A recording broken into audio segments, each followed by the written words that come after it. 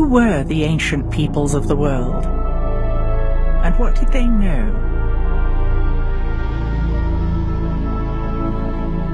Egyptology tells us that the pyramids were built around 2500 BC. Is there evidence that the pyramids could be much, much older? Has traditional science been able to explain why the pyramids were built? Or is it a puzzle yet to be decoded?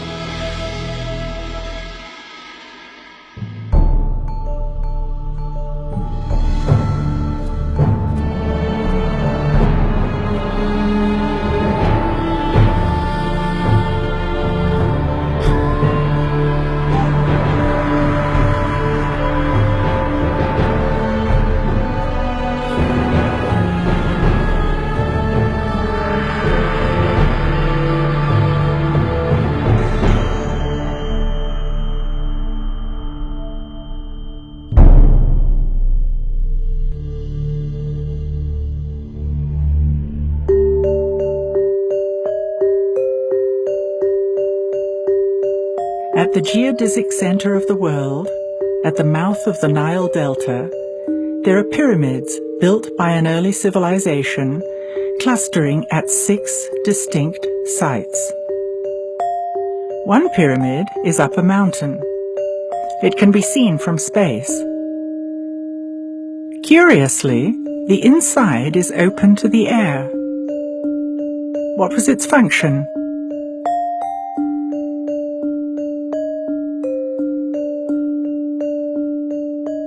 Most people are familiar with the Giza Plateau and the Sphinx, but are not aware of their connection to the other sites. The sites run parallel to the fertile band along the Nile. Some sites are unknown, isolated in the middle of the desert. Other sites are known, but are only partially excavated.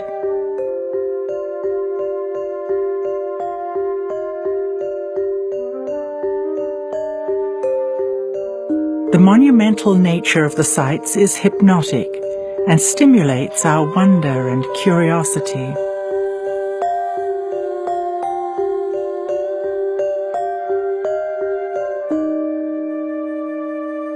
All the sites show evidence of sophisticated engineering, advanced technology, and monumental architecture.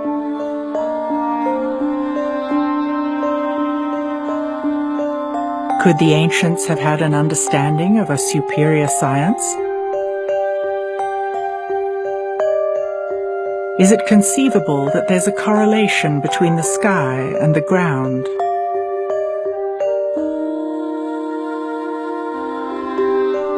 Why do we understand so little about the Egyptians?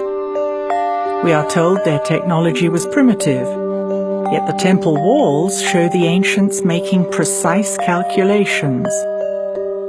There is plenty of evidence that paints a fuller picture. Let's go and see for ourselves.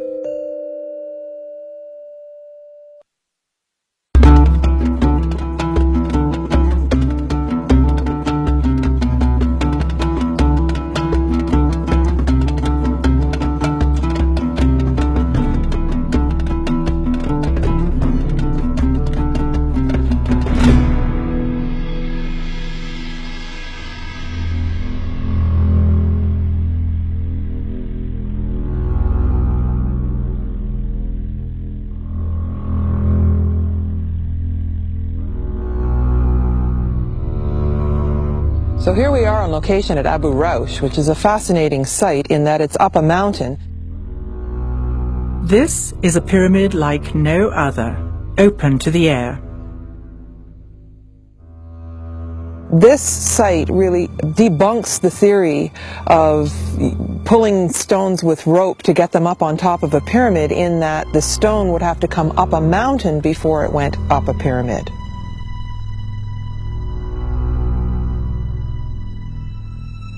This site is largely isolated and abandoned, and many people don't even know it's here. There's no booth, there's no guard, there's nobody up here. And I think it's meant to be largely forgotten because it really comes head to head with the theory about the way the pyramids were built.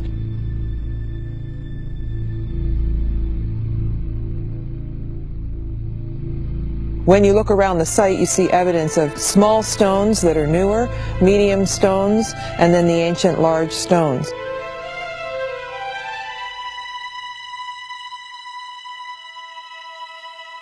At Abu Raush, we can see evidence of machine tool marks. We know the granite came from distant quarries. The polished, concave slabs of stone could not possibly have been made with chisels. This is not the only example of machine tooling. We're now going to go inside the pyramid. We're walking along this ledge.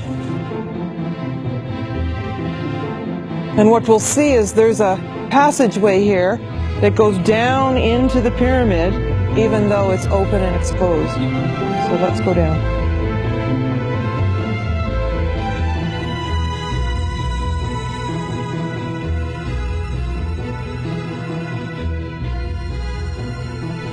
If you stand here, all the way through this area, the stone seems to be blackened, and it's evidence of high heat of some kind. I tend to think this was going on during the ancient times, but it's still very curious. There's a pit here, and the stone's obviously broken, and I think that they were heating something.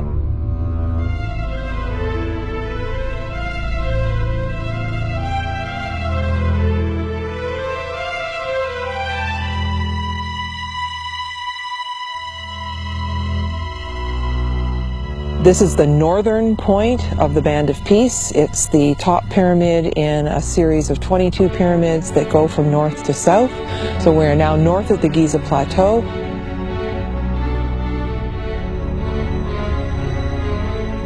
As you can see on this map of the Band of Peace, all these sites trace the shape of the River Nile.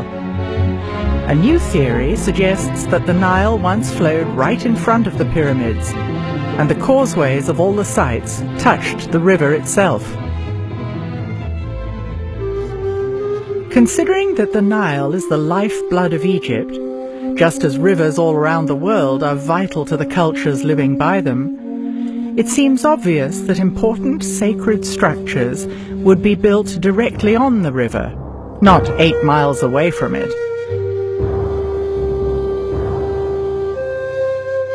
How long would it take this river to migrate 8 miles?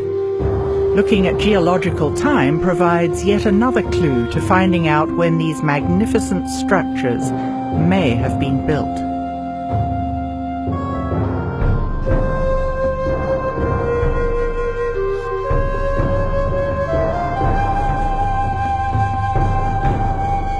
This probably was a seabed, and that the mouth of the Nile started here and that moved along in front of all these pyramids. One of the features of each of the sites in this area is that you can see the pyramids of the next site from the original. From here, the volume of the Great Pyramid and the Second Pyramid look the same. When we get to the next site, we see the volumes are obviously different.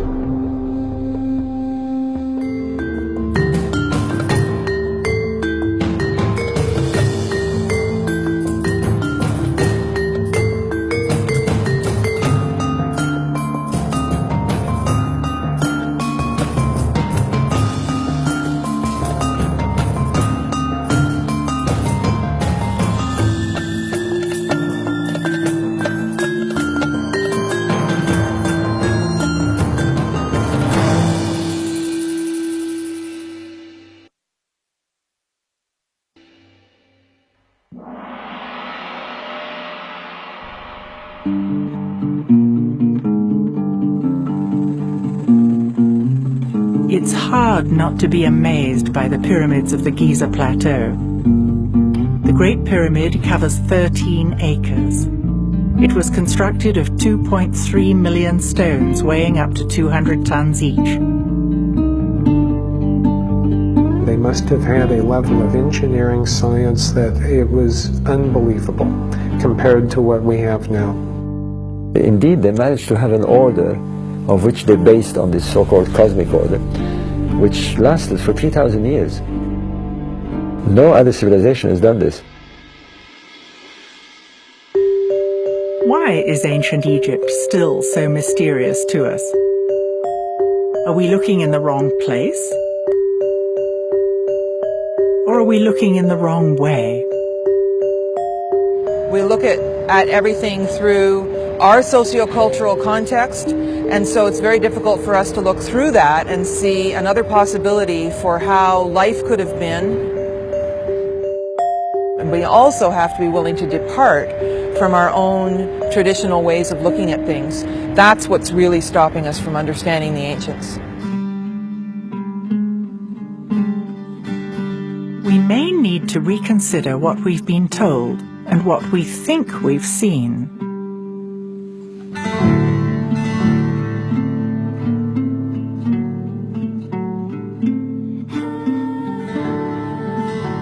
For example, instead of thinking that the Egyptians put the causeway at an angle because the Sphinx was in the way, we could consider another reason. At summer solstice, the sun rises along the causeway in front of the Great Pyramid and moves across the sky, setting between the second and the Great Pyramid, making it hotter in summer. In the winter, the sun rises in line with the Grand Causeway by the Second Pyramid and sets between the second and third pyramids, making a short trajectory, resulting in cooler weather. It appears that the causeways are deliberately pointing towards the rising sun on the summer and winter solstices. Orthodox Egyptologists insist that the pyramids were tombs. Of all of the wild theories floating around the pyramids, the actual wildest is the one that's accepted without question by all Egyptologists, which is that the pyramids served as tombs. All of those concepts about it being a tomb are nonsense. Of all of the theories for which there's zero evidence, that one has zero squared evidence. In fact, I don't even think there's good evidence that it ever was a tomb for any pharaoh whatsoever. I mean, it's obvious we don't find mummies in the pyramids. There's no question you can bring up that isn't debatable. The Egyptians themselves, in at least one stone tablet and one papyrus, tell the story that ancient Egypt is much, much older than the Egyptologists think it is. Where the Great Pyramid sits, I believe, is on a much more ancient site. Under the Great Pyramid to this day is the descending passage in the subterranean chamber. I think there's very good evidence that that was carved out in what we would call pre-dynastic times. That goes back to a very ancient date. Based on the hieroglyphics that we have, the second pyramid was in many ways regarded as the primary pyramid on the Giza Plateau. Actually, from many angles on the Giza Plateau, the second pyramid is dominant. The structure underneath it, or the base of it, was older than even the Great Pyramid. There was a platform type structure where the second pyramid is now. You can see from the platform that it's larger than the pyramid, suggesting there was once something else there. Around the base is a ring of granite, red granite, and at least from what I've seen in Egypt, this is something that was often used around the bases or on structures when they were renewing them, they were refurbishing them, they were taking older structures, re-energizing them, rebuilding them. It's demonstrable in that the second pyramid is very definitely built in at least 2 stages, the third built in 2 or more stages. I mean, we really don't at the moment have anything to even provisionally to date them with. With the Sphinx we do. Looking at the weathering on the Sphinx and the Sphinx enclosure, that weathering was clearly formed by runoff from rain, from precipitation. We have the severe weathering, which 99% of the geologists of the world who've heard our evidence concur that it is indeed water weathering and precipitation induced, so it has to have been done by heavy rainfalls in the distant past, and the question then is, how distant was that past? That runoff is coming from up on the plateau. Follow up the plateau northwest of the Sphinx, you ultimately hit the Great Pyramid. The natural topography is the water would run down the back of the Sphinx enclosure, and that's where you see the greatest amount of water precipitation weathering. To have that surface hydrology, you need to have the plateau relatively intact. Now, if you look, currently there's a big quarry interrupting the water flow.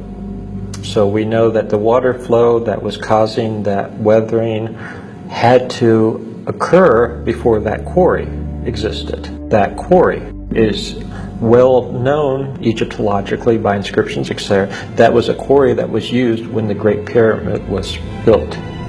So that means that the Sphinx must have been carved earlier.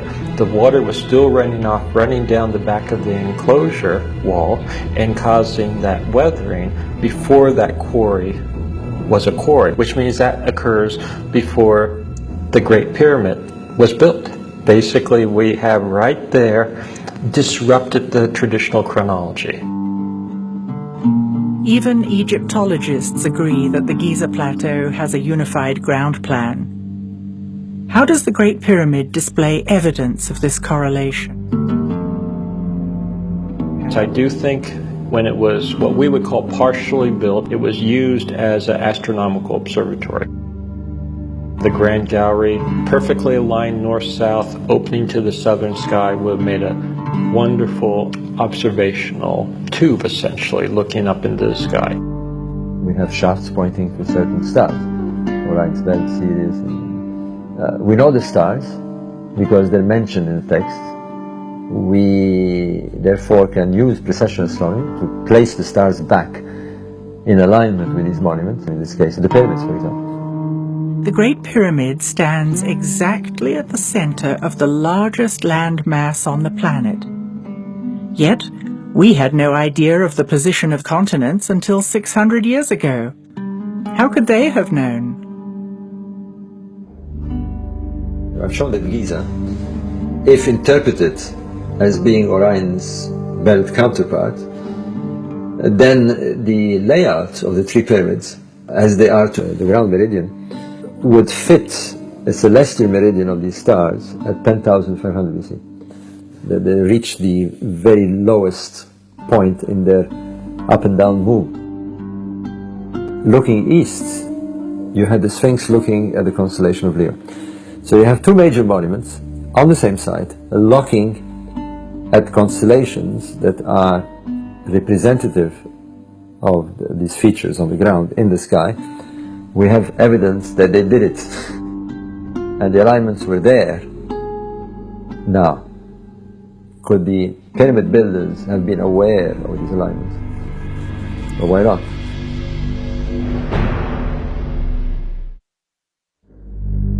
With this evidence, it would seem that it's time to rethink what we've been told.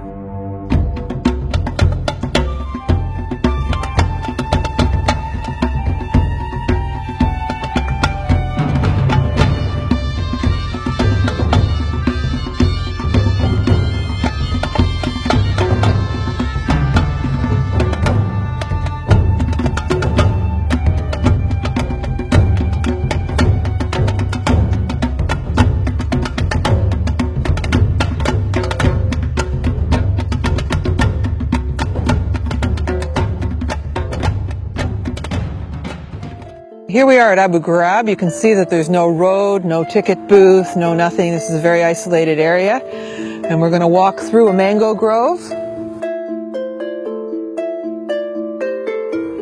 If you were to get on a camel and ride south from Giza Plateau, you'd come up over the sand dune and see these other pyramids. So as we approach up here, you see a pile of rubble, but really what it is the base of the largest obelisk that ever was in Egypt.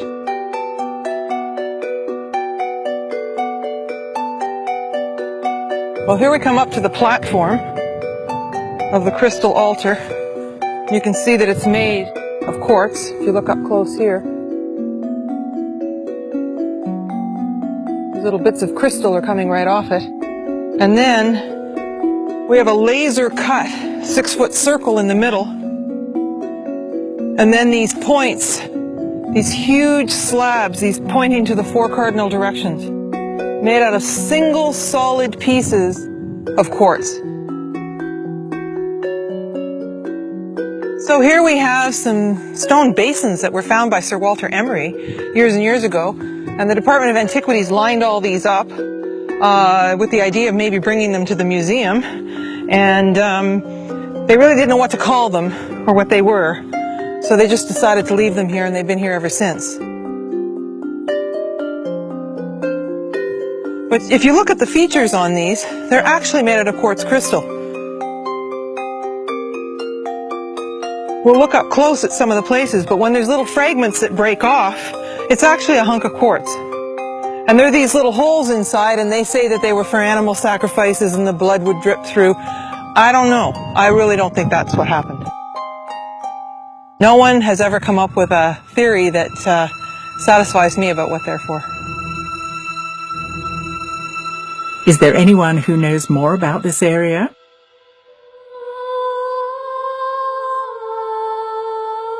Hakim Awiyan is an indigenous wisdom keeper who was born in the village of Abu Sir. He trained in Europe as an archaeologist. Hakim lived his whole life in the area known as the Band of Peace.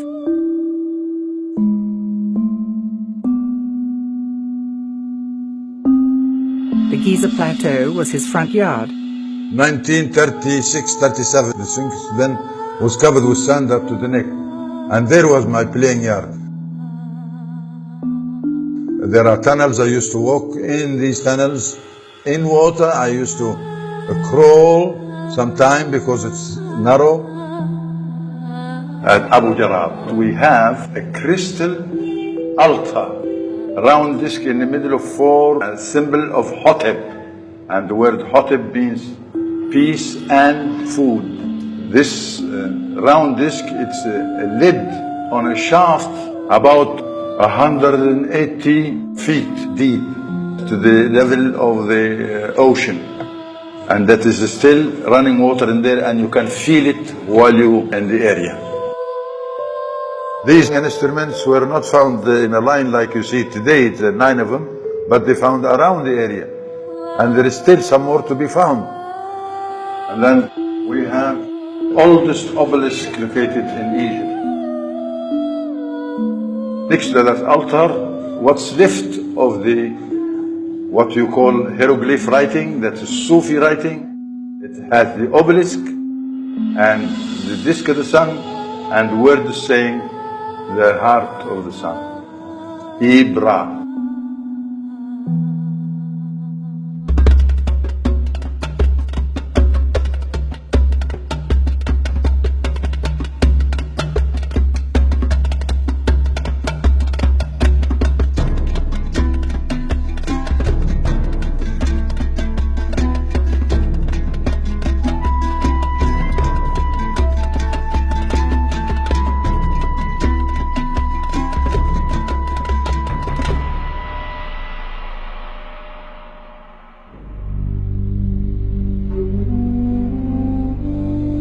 Arriving at Abu Sir, we can imagine the ancient priests and priestesses who trained as high-level initiates here.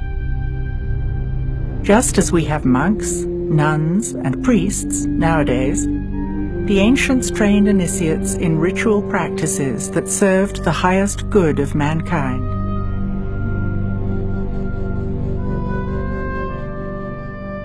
Well, here we are at Abu Sir, and it's very obvious you can see the old riverbed. You can see the pyramids of Saqqara and the pyramids of Giza from here.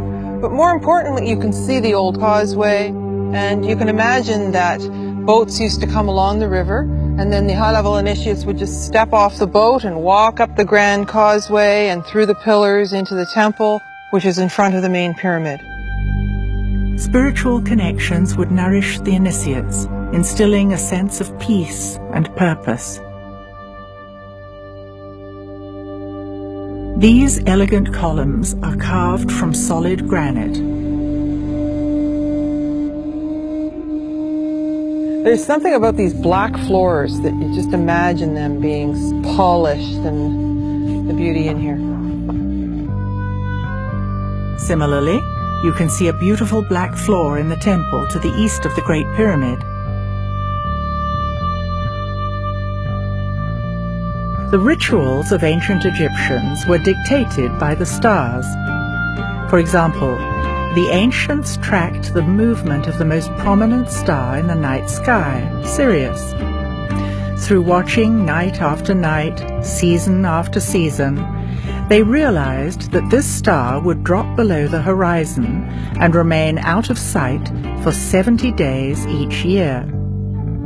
Its return was awaited with anticipation because it coincided with the flooding of the Nile. Now, what happens during those 70 days? Well, if you observe the sky, you will notice that the sun reaches a certain point in its apparent cycle along the zodiac. It's somewhere above Orion at the beginning of the 70 days.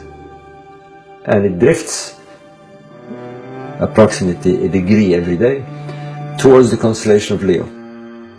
So the 70 days are bracketed by Leo and a point somewhere above Orion. That point is where the Pleiades are. In the sky it's very clear. I mean, we know what happens during the 70 days. Now, assuming on the ground that the three stars are represented by the three pyramids of Giza, and that the temple of Heliopolis represents the constellation of Leo,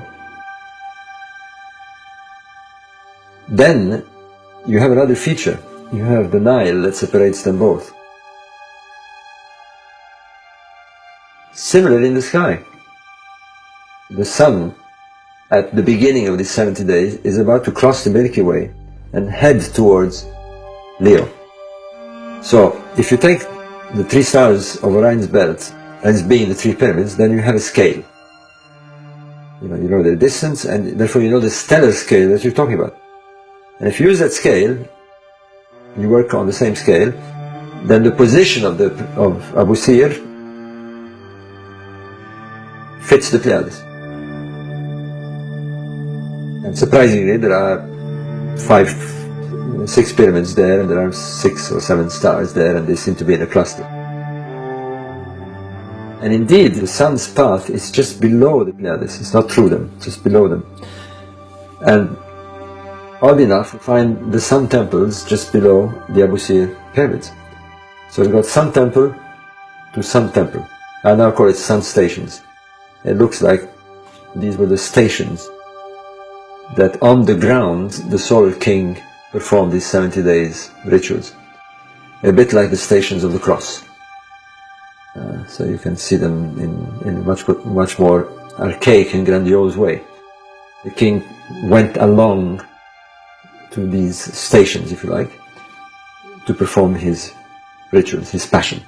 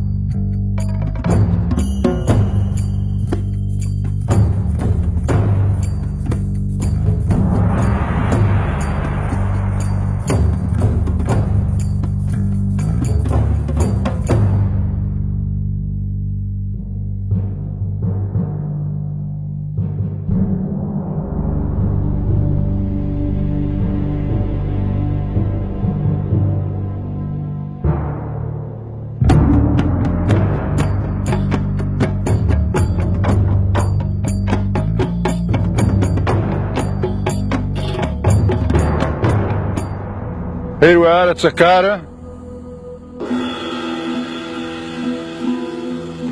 This is the famous Step Pyramid of Djoser. Djoser is a title to the king of the third dynasty, 2900 BC, roughly, said the books. The step pyramid is located in a big courtyard, much older than the pyramid itself. And you can compare yourself with the same eye. You look at the pyramid and you look at the wall, you can see the difference.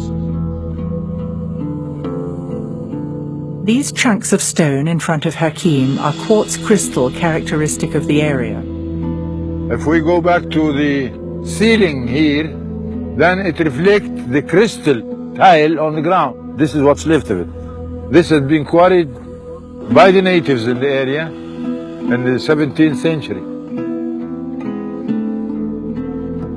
We see the remains of a quartz floor at Giza, in the temple to the east of the second pyramid. Now I'm pointing the jade pillar, which is symbolizing one of the ancient gods, Osiris. And jade is the word we still use to address the older people, like grandmother and grandfather, jade. It goes back to the story of Osiris and his brother Seth, the bad guy, who put Osiris in a coffin, throw him in the ocean. The ocean took him place Phoenicia, Lebanon today, and there is the cedar tree grows, and the roots of the cedar tree captured this coffin till it has been found by his beloved sister Isis. She cried, her tears touched his body, and they lived together again for a short while, short enough to make a baby with the name of Horus. The story of Isis, Osiris, and Horus is fundamental to Egyptian cosmology. Isis is connected to the star Sirius, and Osiris is connected to the constellation of Orion. Horus is their prodigal son. I'm going to take you now to see that hospital, the healing with the sound. Stories about ancient healing techniques were passed down from generation to generation by the elders. Hakim explains how sound played a part in diagnosing and healing patients. That line of construction you see like 3 chambers, it's what's left of the house of the spirit. And it's a healing system with a sound. It's a medical investigation table. And the patient have the right to use either side of the stairs. One on the right, one on the left. So he have to follow, or she have to follow her own antenna to climb up there and choose the point where she stands. Because each point is connected to a cheek chamber. We have 22 of them, 11 on each side, no ceiling. And when you go inside, you can see a niche where the physician put his head in the niche to see what's the matter with his patient laying on this table. And that works with the sound.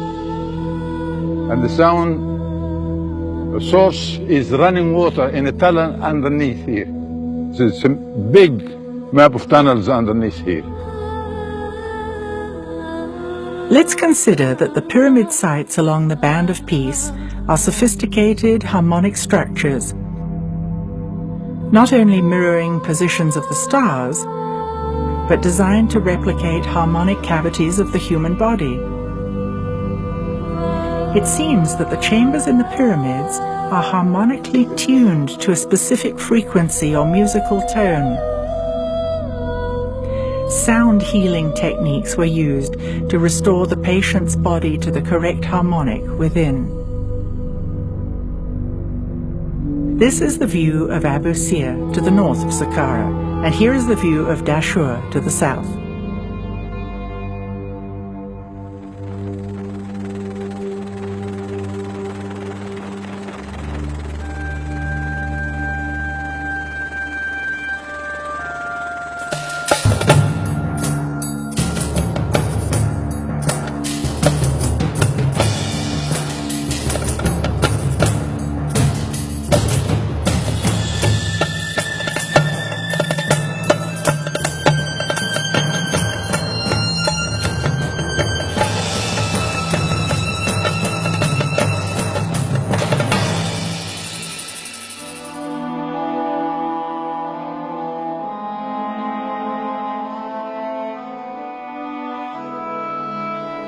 Here we are on location at the Bent Pyramid. What you'll notice here is that the construction has two angles. Traditional Egyptologists will tell you that the Egyptians were practicing building pyramids, and they started building at one angle, then changed their minds partway through. This is the kind of thinking that paints the ancient Egyptians as infantile and misguided.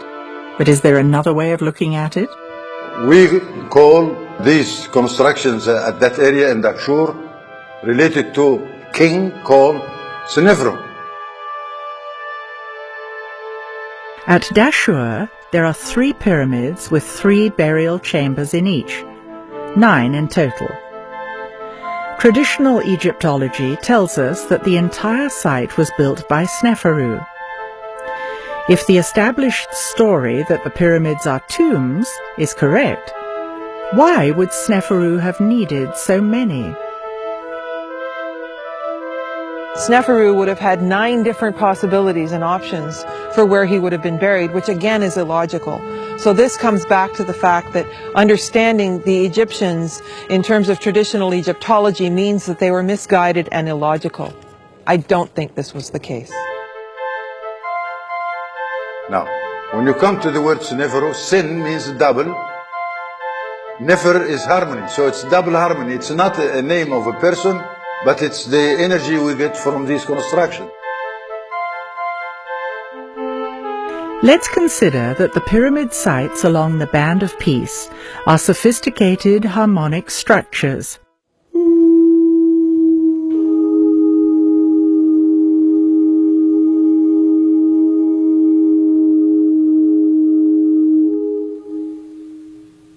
It seems that the chambers in the pyramids were harmonically tuned to different frequencies or musical tones.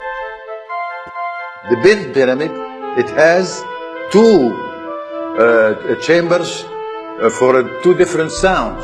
Each chamber in each pyramid, then, could be exemplifying sound technology with distinct tones, creating huge fields of harmonic resonance.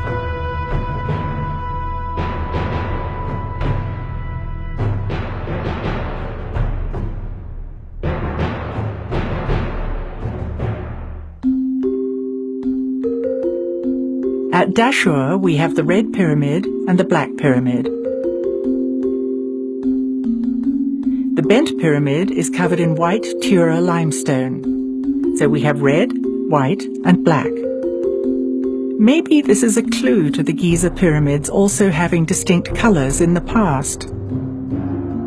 It would seem that the Great Pyramid would have been shimmering white with its casing stones. The second pyramid still glimmers red. And the third pyramid has the remnants of black stones.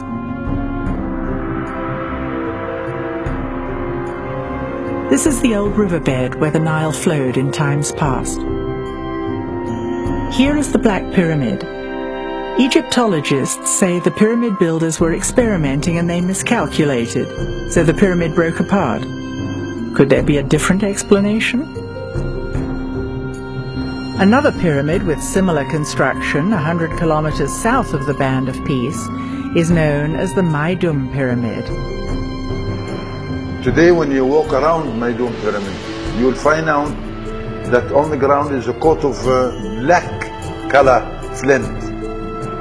And the evidence is this. When you pick up one of these flints, you see it's black at the top and the bottom is a different color. And there is a catastrophe happen over there. I want you to look at the ground. You can see a coat of smoke affect the flints on the ground.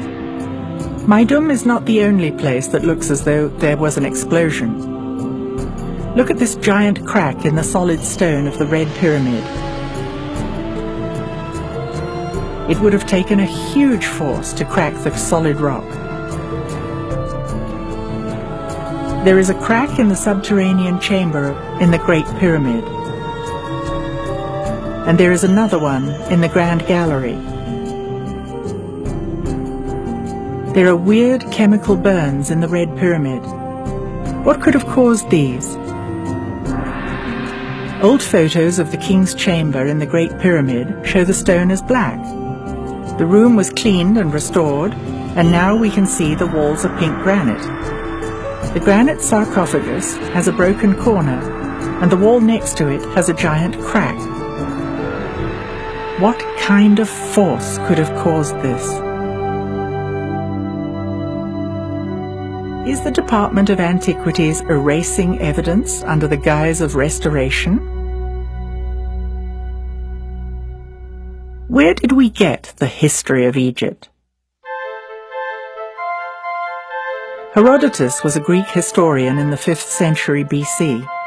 He wrote from his perspective with help from local people, and we have been repeating it ever since. It's a fake stories. I want you to know yourself, to wake up, to wake the senses and look carefully what you are looking at. What have you seen of the pyramids today? That's what's left of it. Being abused. People quarry stones from there. Anybody can go and pick up stones and to build a church, mosque, house, palace. It's not taken good care of by our Minister of Culture and Antiquities Department. I have to say this. The story leaves many questions unanswered.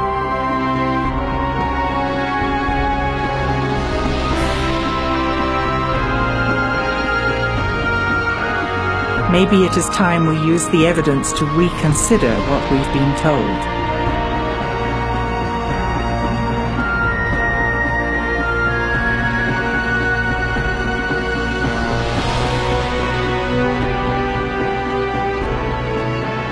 We need to look with fresh eyes and use a different time frame to reconstruct the story of ancient Egypt.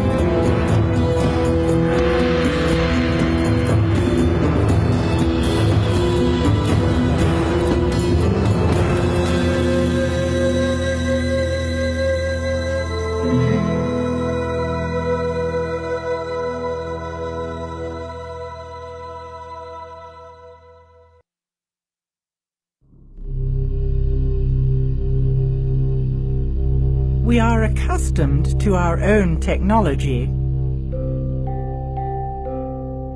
and find it difficult to recognize that the ancients may have had sophisticated technology of their own.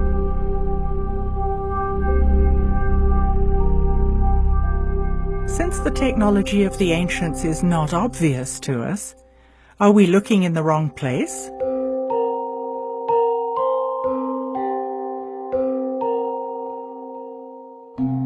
Could it be they had power systems, but they were entirely different from ours today?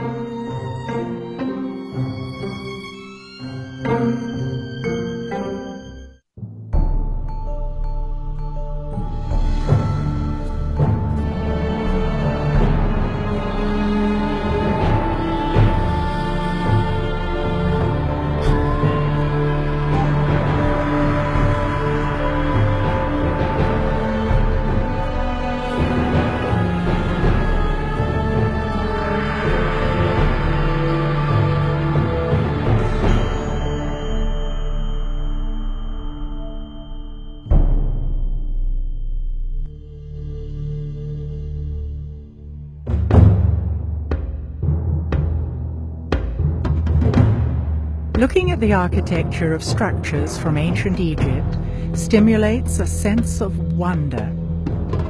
Clearly, Egyptian monuments rival the grandeur of our most modern buildings today. Yet we are taught to believe that we are the ones with knowledge of high technology, something the ancients could not possibly have had. As long as we think that the ancients weren't able to use high technology, then we're not looking for it. And yet, the evidence is right in front of our eyes. We find megalithic sites everywhere around the world. So there's certain things in common that they all seem to know, and we don't know it.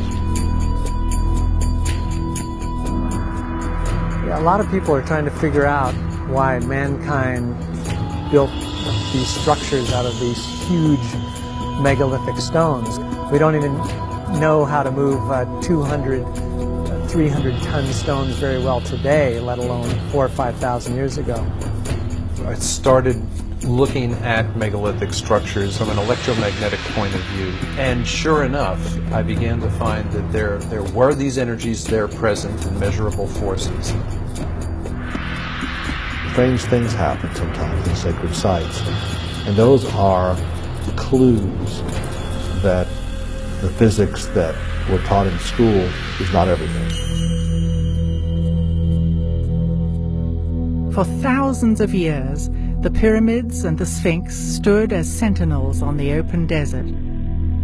Yet, in recent years, a 20-mile wall, 14 feet high, was installed around the enormous site of the Giza Plateau.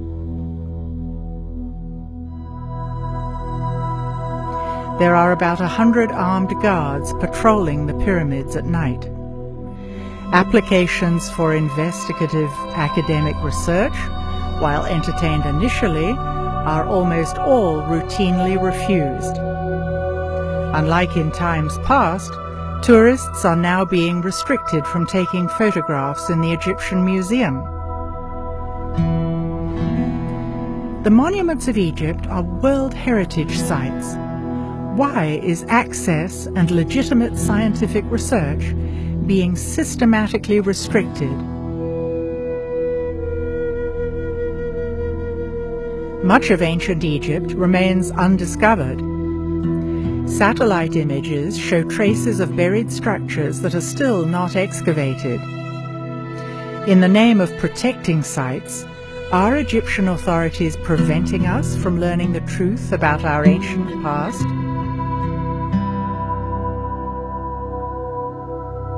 Despite strict regulations on what kind of research is allowed, there is still an extraordinary amount of evidence that shows that the ancient Egyptians had knowledge that has been lost. We don't have the technology to build the pyramids now. Not even close. We're not the most evolved we've ever been.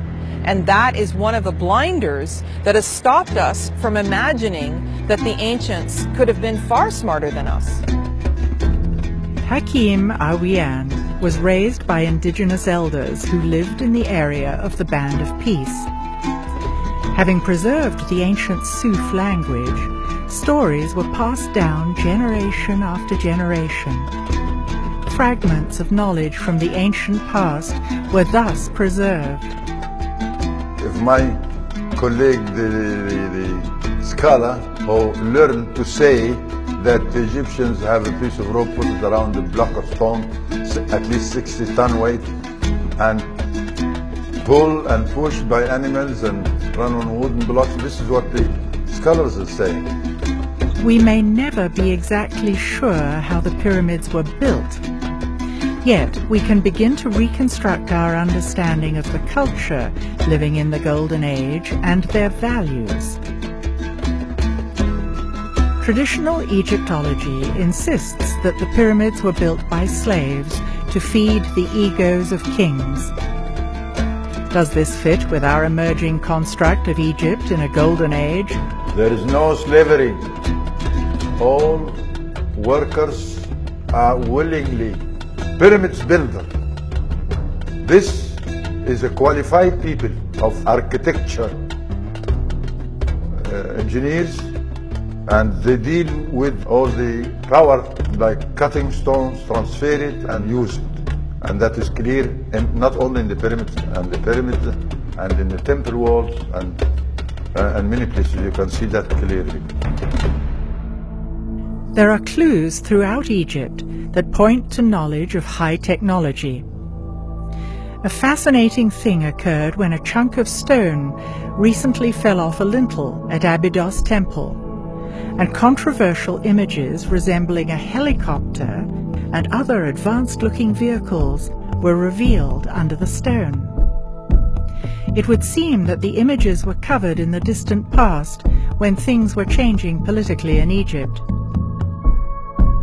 Nowadays, Egyptian tour guides are explicitly instructed not to point these out to tourists.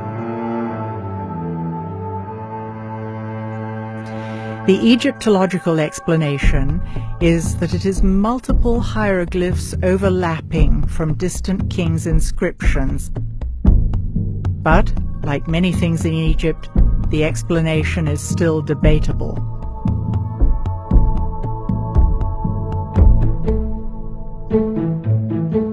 Another controversial object that Egyptologists merely deem impossible is the artifact commonly known as the Baghdad Battery, that generates a mild electrical charge.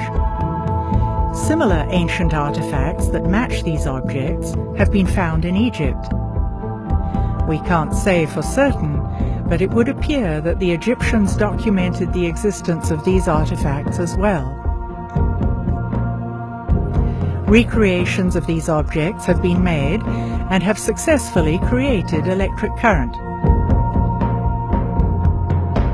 Also noteworthy are strange representations of objects that resemble light bulbs, found in the crypts at Dendera. There was no natural light inside these underground crypts, but we see no soot from torches or oil lamps, the only lights we know the ancients used. Could the ancient Egyptians have had their own source of electrical power? If nothing else, the ancients had to cut, move, and lift massive stone blocks that would challenge our engineers today. What was their secret? We automatically assume that ancient structures are for ceremonial and religious purposes. Maybe the pyramids served a completely different function than previously imagined. There's been lots of speculation about what the pyramids were actually built for. The most accepted notion is that they were tombs.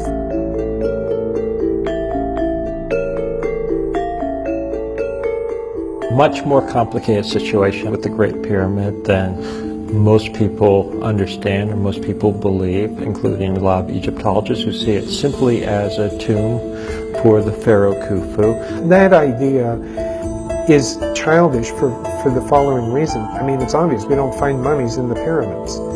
And of course, not finding a single mummy in any of the pyramids doesn't seem to deter the people who think that that's what they were for? Yes, there's something that's sometimes referred to as a stone sarcophagus or copper in it, a beautiful granite structure, but that doesn't prove definitively in my mind that it was ever actually used for a tomb. It may have been used for many other purposes. Pyramids were built not as a tomb. There are some pyramids built in a different construction, like the one in Saqqara, Steep Pyramid, that is tomb. Look at the obvious difference in construction between the Step Pyramid and the Great Pyramid. The difference in style of construction would logically indicate they were built in different time frames. The buildings we know to be tombs, like the Step Pyramid at Saqqara and the flat-topped mastabas also at Saqqara, are very different from the smooth-sided pyramids at Giza and Dashur. Typically in Egypt, older constructions are built of larger stones. New constructions are built of smaller stones. Also, in archaeology, older structures are deeper. Newer structures are found closer to the surface. Every other tomb that has been found is highly decorated with names of the occupant. The inside of these pyramids seems solely functional and not decorative at all. But if we stop all together and say, okay, if they weren't tombs, what were they? What are the biggest structures that modern man builds on the planet? The biggest, most awe-inspiring structures we create are hydroelectric dams. Why are we willing to invest such awe-inspiring amounts of labor and effort in constructing those? Because we know we're going to get a very valuable physical return in the form of electricity. And by comparison, I wonder if the ancient megalith builders weren't willing to invest such staggering amounts of resources by even smaller populations because they knew that they could get something very physical and worthwhile back from it. People are fascinated by Egyptian monuments, and some report the energy is palpable at these sites. Is it possible to confirm this energy through scientific means? What I've been finding the last 20 years of research is a lot of experiments have been done that show that there's a certain type of energy that does not exist in our current science. It's unknown with our current science. We call it subtle energy. Well, this is a whole new trend of thought in looking at ancient structures, that maybe the ancients understood subtle energies. So this appears to be a technology that may have existed in megalithic societies. You know, these societies that built things out of big stones. It makes sense that you could motivate an entire population to invest so heavily in building these structures, I think. And I don't mean to say by any means that this is the only purpose of the megaliths, but I think it's pretty clear that it's at least one of the primary or one of the important purposes for building these structures.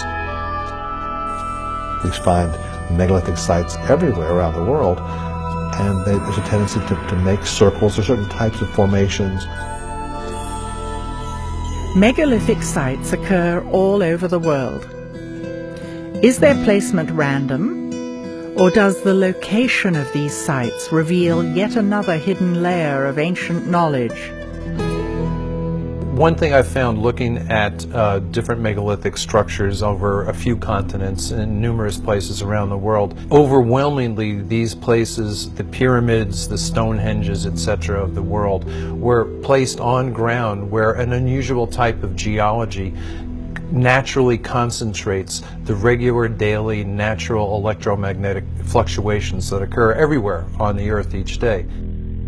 You go into England, for example, the ley lines that cross England, the Michael line, which is hundreds of miles long, that crosses England, that carries this energy along that line. It will therefore generate electric currents in the land called telluric currents in the straight geological sense of that word.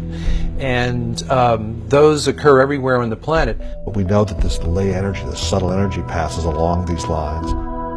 There are certain special types of geology that will magnify those several fold. And that's where we found the megalith builders preferred to put their monuments. And typically where lines cross, where you get more than one line intersecting, temples were often built.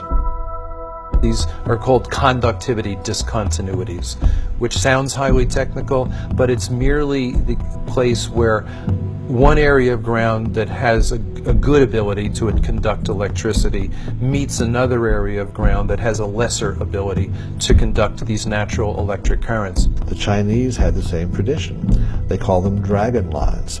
It was illegal for a commoner to be buried on such a line. A king had to be buried on such a line. They put palaces there.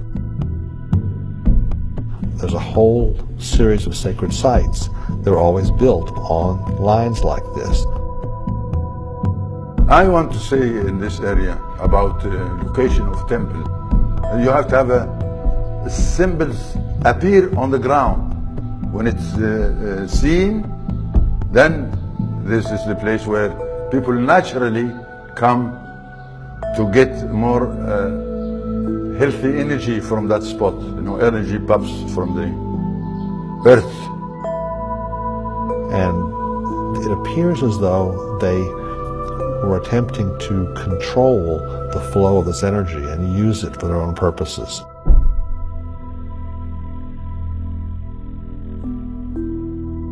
The key hours, unfortunately, are the pre-dawn hours. If you really want to study this, you've got to get up at 3 and get out there very fast. That's because the energy that is involved in these sites, that's really fueling most of it, originates with the daily changes in the Earth's geomagnetic field. It's strongest during the day, weakest at night. And in the hours leading up to dawn, the weaker field lines now come roaring back to closer to full strength very quick. It's the most dramatic time in terms of change of magnetic strength per hour. It's the most dramatic time of the day. And wherever you have a changing magnetic field occurring, you are generating electric current in anything present that will conduct electricity. It's a simple principle of physics known as induction, and it's a universal. Normally, in everyday life, we don't ever see large concentrations of this energy. Normally, it'll show up at, let's say, at mountaintops, at sacred sites. You'll feel a certain calm, a certain peace. Sometimes people in those places report mystical experiences. They'll see into some other dimension. Okay, they'll see into some other time. The Chinese have known about this for a long time, and they call it qi. The Hindus, in their ancient texts, call it prana, and the yogis, that maintain a very ancient tradition, use it. It affects a variety of different processes. Electricity, magnetism has a strong effect on that, so it modifies all the other laws of physics. When you look back on how sacred sites were chosen and buildings like the pyramids were constructed, the suspicion arises that they understood quite a bit more about this stuff than we do, and they may have been using it in their engineering.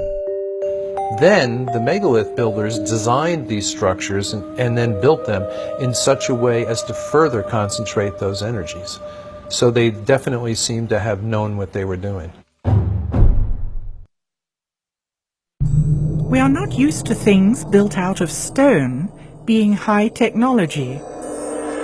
It is clear that several different kinds of stone from a variety of sources were used to construct Egyptian monuments.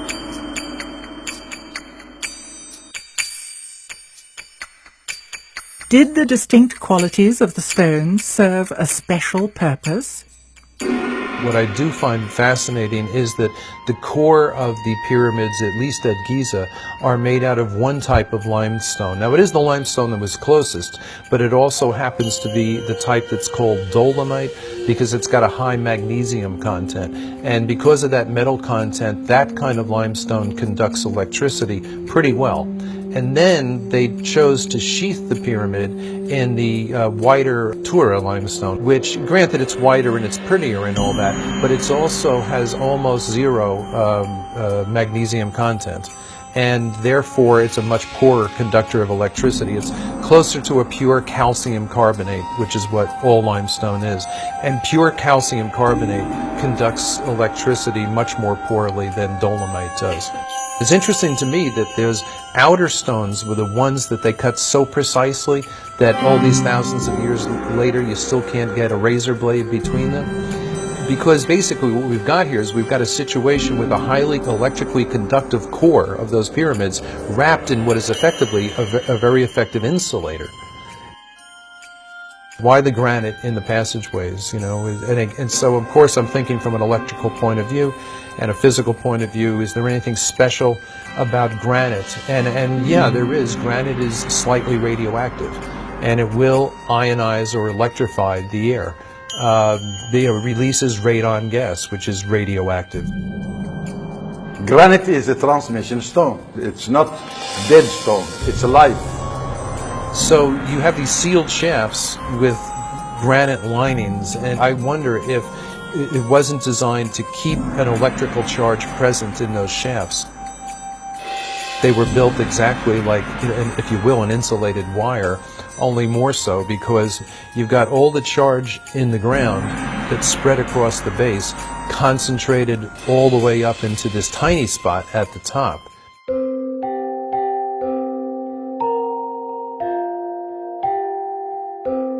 We find similarities in three different constructions. The one at Giza here, Valley Temple, and one at Abydos, and another one abroad in England, the Stonehenge. Same material being constructed with, and same way and same technique. But the construction there, it's built in addition to have the water, because it's water bed. It's a huge water bed, and it's still working, still producing water. In Egypt, you do have a similar situation to England in that you have limestone aquifers under the monuments. An aquifer is an underground layer of porous, water-bearing rock. Water flows through the aquifers as rainfall, or when rivers and lakes flood, the water drains into them.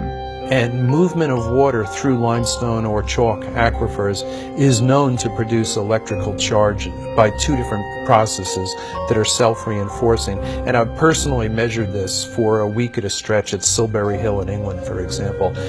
Before and after thunderstorms, as the water is sinking into the ground, we measured the increase in ground current, the change in the magnetic field as that happened, etc. And in Egypt, you had the Nile crashing, dropping every year and then flooding again. And that movement of water up and down through the layers of limestone would generate electrical charge. Flowing water generates at least a mild electrical charge, which means it generates an electric current, which means it generates a magnetic field as well. So if you were looking to give an electrical charge, a little boost to, say, a mound or something like that, it makes a lot of sense to have it at a minimum running water. And in fact, at Tiwanaku on the south shore of Lake Titicaca, their biggest monument, the Akapana Pyramid, was terraced in such a way as to have the water come down in waterfalls that alternated outside the pyramid, inside the pyramid. But that kind of falling water generates enough electric charge that one of the common school physics experiments is you can, in your own sink at home, if you can divide the stream of water coming out of your faucet into two separate streams, you can take a little LED indicator light and put it between the streams, and it'll generate enough electricity that maybe every 20 seconds or so the light bulb will come on. And then the question is, did some of those layers of limestone run up the Giza plateau? And they did, and they did, come up to the surface underneath where some of the pyramids are located. The idea would be that it would be the rising and falling of the Nile that would produce this electric ground current by moving through the different layers of the limestone aquifer. And when there was a dip, say, in that supply, maybe that's when the ionized air in the granite shafts and galleries could help keep the process going, if you will. I tend to wonder if the electrified shafts might not have been able to act in a similar fashion to your car battery when you come to a stoplight. Normally, your battery is not being used when you're driving your car. The alternator provides all the juice. But when you stop and that alternator is turning very weakly, that's when you want the battery there to keep everything going so your engine doesn't cut out.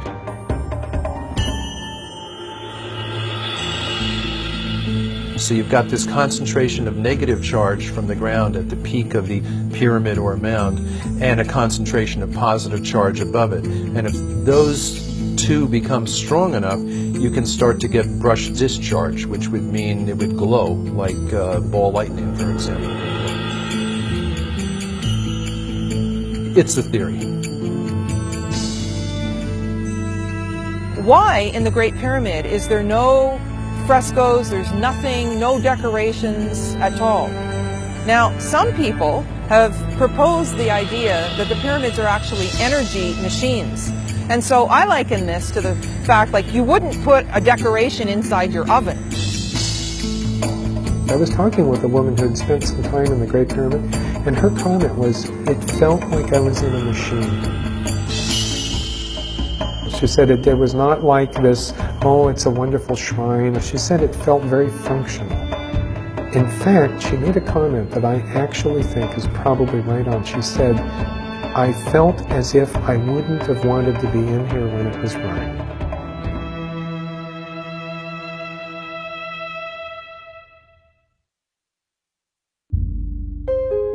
Invisible, subtle energy occurs around us all the time and is measurable by science.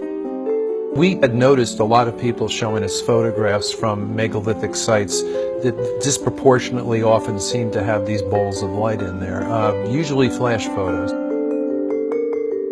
Orbs are often written off as dust or other particles in the air, but that does not change the fact that they seem to occur more often in particular places at particular times.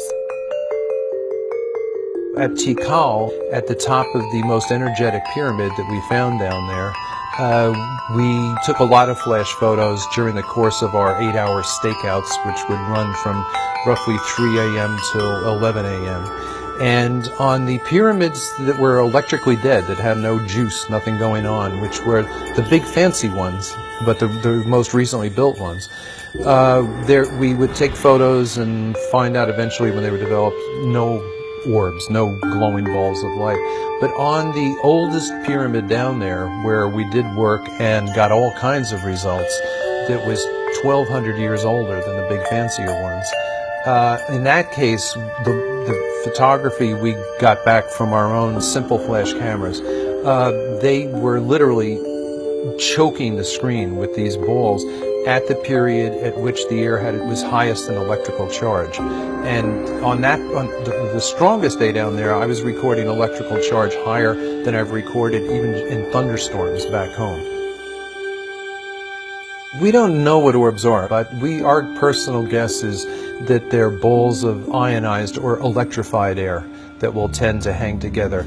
A good analogy would be ball lightning, where it's simply so electrified that the molecules are excited enough to glow. Other evidence shows that there is energy occurring naturally everywhere on the planet that our science knows about but seems to ignore. Nikola Tesla sought to provide the world with free wireless electricity for everybody on Earth. He discovered that electricity occurred naturally throughout the Earth's atmosphere and ground. The telluric currents in the ground that John Burke discussed and the electricity present in the ionosphere and the atmosphere, which is ionized by the sun, he also created and developed ways to harness those energies. Tesla, who teach Nikola Tesla to get to that power of electricity? And he didn't invent it, it's already there, but he know how to use it. And not only that, he did not take an advantage like Mr. Edison. Tesla wanted to harness the natural energy that exists everywhere on Earth and make it free to the public. Edison endeavored to produce and distribute electricity by creating a regulated monopoly for profit. He became rich and the people more light into their home. Yeah, so Nikola Tesla, he's the one think of how to use this energy. Between 1901 and 1917, the Tesla Tower was built on Long Island as a wireless broadcasting system for telephone and electrical signals. Interestingly, it was constructed on an aquifer with descending passageways and tunnels beneath it. At the time, few understood how it worked. Tesla's funding was ultimately dropped by J.P. Morgan because Tesla wanted the wireless electricity to be free, and therefore J.P. Morgan couldn't make a profit. So even though Tesla's genius was seen by many, he was still driven into obscurity. The energy to create free wireless energy has always existed on our planet, and still exists today. And it's not only energy on our planet, there's plenty. The rivers are flow by energy, tsunami is energy, frequencies are energy. If we have the electricity now, it's based on explosion energy. Now, the sound energy based on a technology different from the explosion energy, and it's known as implosion energy. This energy was not the kind of energy that we have that pollutes. It was a completely passive energy that had no byproducts. The energy we use today is generated by combustion and is non-renewable. It is called explosion energy and leaves exhaust and pollution. Our system all over the planet today is based on the explosion energy. That's why the petrol is too expensive. In contrast, implosion energy, like solar panels and wind power, is clean and renewable. We are beginning to realize that we need sustainable energy. Implosion energy, very simple. All what you need is the beam of the sun on a running water. Not just running in a straight line, but in a zigzag. And that's, you find all the tunnels are in a zigzag form for such a purpose. In addition to the limestone aquifers underneath the pyramids, there is evidence of a network of man-made tunnels. As a boy, when I'm living in my house, which is a few 100 yards away from the nose of what we call the Sphinx Tefnuti, this was my playing yard, and I know tunnels. I walked in these tunnels, I swim in these tunnels, I crawled in these tunnels, and I know that this is one way of creating energy.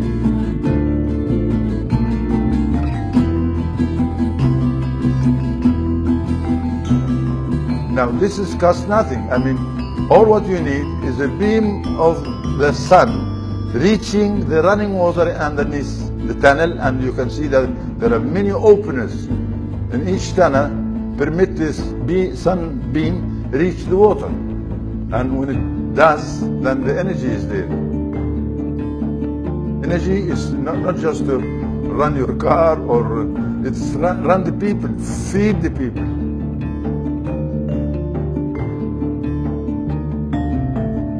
If the pyramid fields of the Band of Peace and the network of underground tunnels are still there, why don't they generate energy the way they used to? In the condition of the pyramids now, stripped of those smooth insulating outer casings, it's going to leak electrical air about as well as a car radiator radiates heat. I mean, it's almost perfectly designed to weaken that, and yet still you get these reports of people like Siemens, who was one of the pioneers of electricity, and he's an Englishman. There's even a unit of electrical, I believe, resistance named after him called the Siemens. He was on top of the Great Pyramid, I think, during the 1880s. And they began to notice that when his Arab guides stood up and spread his fingers, they'd hear a ringing.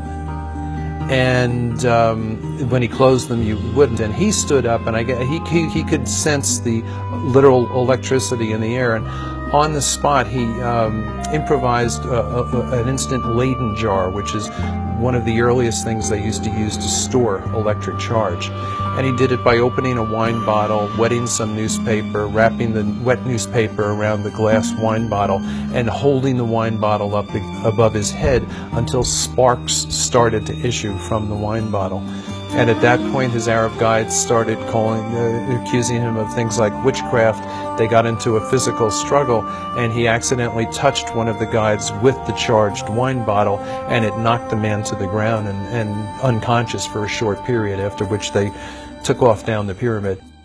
But there was, in other words, a professional scientist familiar with electricity in its rudimentary but accurate forms, sensing exactly that, even in this ruined condition that the pyramid's in today. Yeah.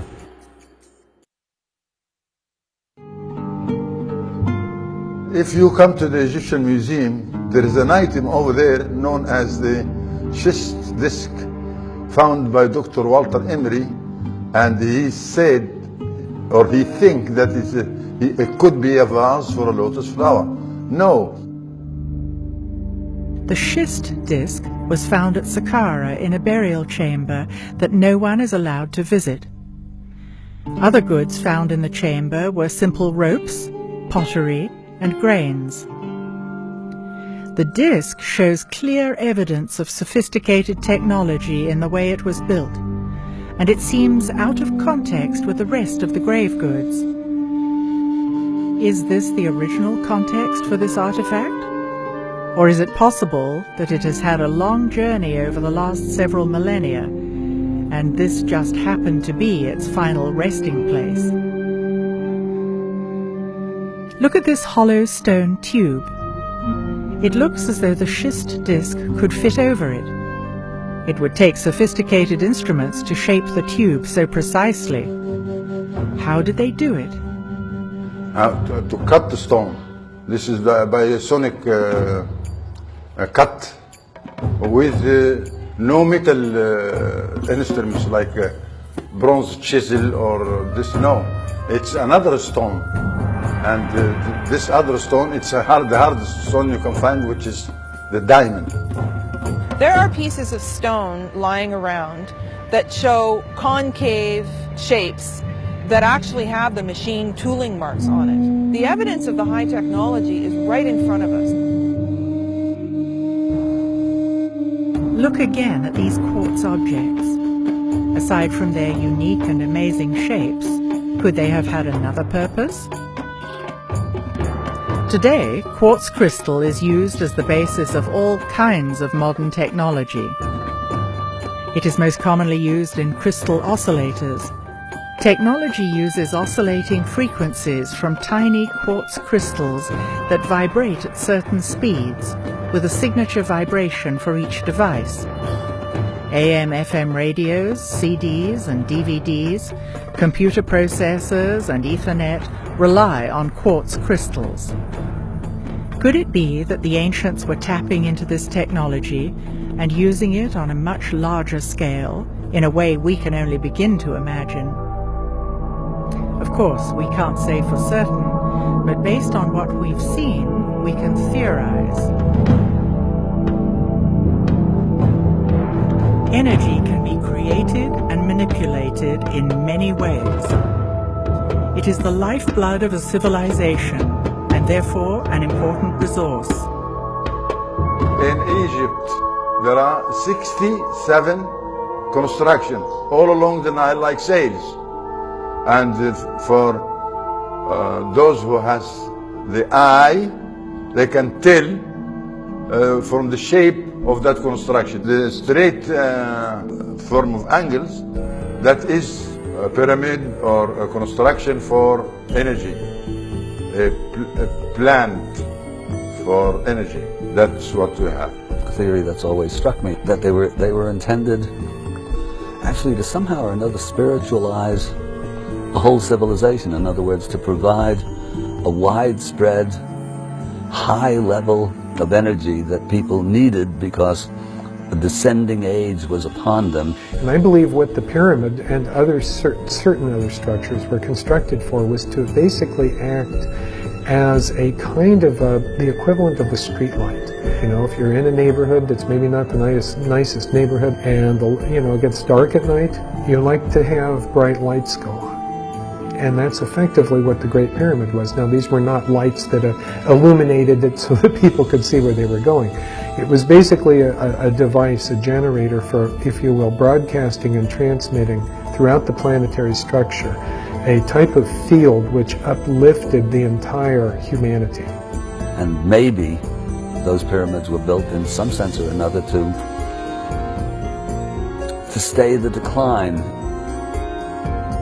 Let's call them in some sense or another spiritual granaries designed to somehow store an emotional or spiritual or psychological or some sort of energy that was needed to keep people from becoming the total barbarians that they subsequently became.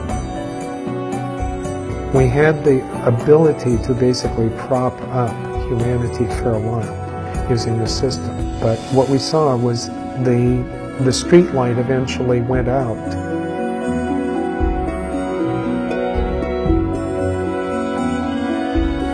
The original knowledge got lost, and the later builders were building them out of ego. They were monuments to the king, if you will, but they were no longer engines that could help feed their people. Catastrophes around the world damaged, or if you will, decommissioned some of these sites. So some of them went offline, just like a power plant going offline. I tend to wonder if the few people who knew the secrets to the energy connection with those pyramids didn't die off. If it was a thin chain of, for example, a shaman to his apprentice, and if the wrong people get killed at the right time, that chain is broken, that knowledge gets lost. As long as we think we are more advanced than we've ever been, we are blind to technology based on subtle energies. It's not fair also.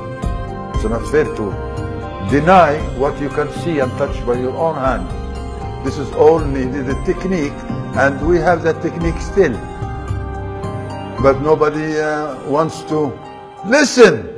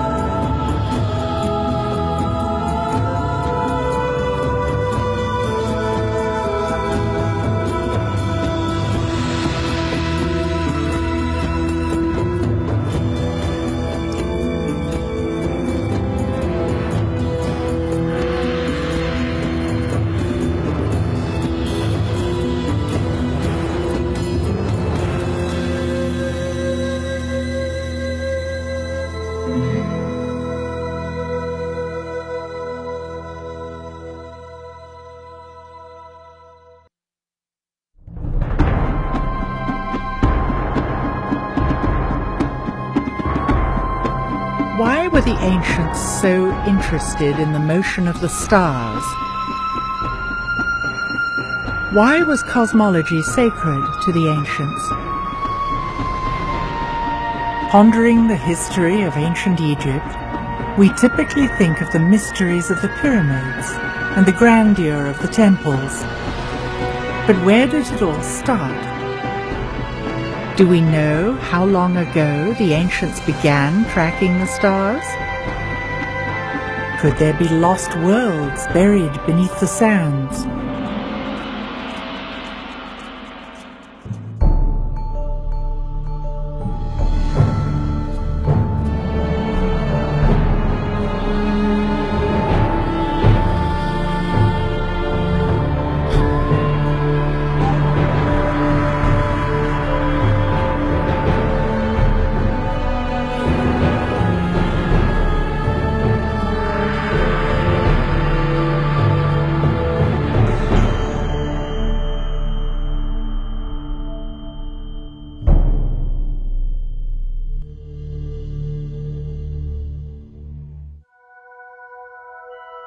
Cosmology is the study of the universe in its totality. We think of cosmology as science, whereas the Egyptians considered it sacred. There's one thing we know about ancient Egypt for certainty, is that they observed the star Sirius. And we are sure when they speak of that star. Everything that comes out of the ancient world has to have a spiritual and metaphysical base. The ancients, and the ancient Egyptians in particular, but probably ancient civilizations more generally, saw themselves, humanity, us, as tied in with the bigger environment, the cosmos, the bigger picture. They built monuments and they aligned them. But what for, and do their belief systems have validity today? If we want to decode Egyptian symbolism, we should look for clues in the ancient language that Hakim learned as a child from his elders, living along the Band of Peace. Looking at the many images left by the Egyptians, we have assumed that they were obsessed with death. Turning to the ancient Suf language, however, we learn that they didn't even have a word for death. They called it westing. We have no word death in our culture. No word death. And to express this operation of death, we say westing. Going towards west, like the sun rises from the east, and westing. So there is no word death here. We believe in resurrection. If the sun sets in the west, the resurrection happens in the next day when the sun rises in the next day. So the deceased believe that it's just like the sun. The Egyptians obviously had a very different worldview from ours today. They believed in the afterlife and the soul's immortality. Was it possible at all that they had found some sort of science of immortality, for example, we call it? As crazy as it may seem, they seem to be very, very convinced that they knew how to send the king to his cosmic world. Those stellar gods, of whom the king believed that he himself would become one stellar god after his death, constructed monuments and performed rituals that mimic the events that they saw in the sky. It sounds against all the tenets of our scientific beliefs, but we have to see why they were so convinced. The ancient Egyptians perceived the land as a cosmic environment, that it followed the activities of the sky because they believed them to be running in parallel. And they had reasons to believe that.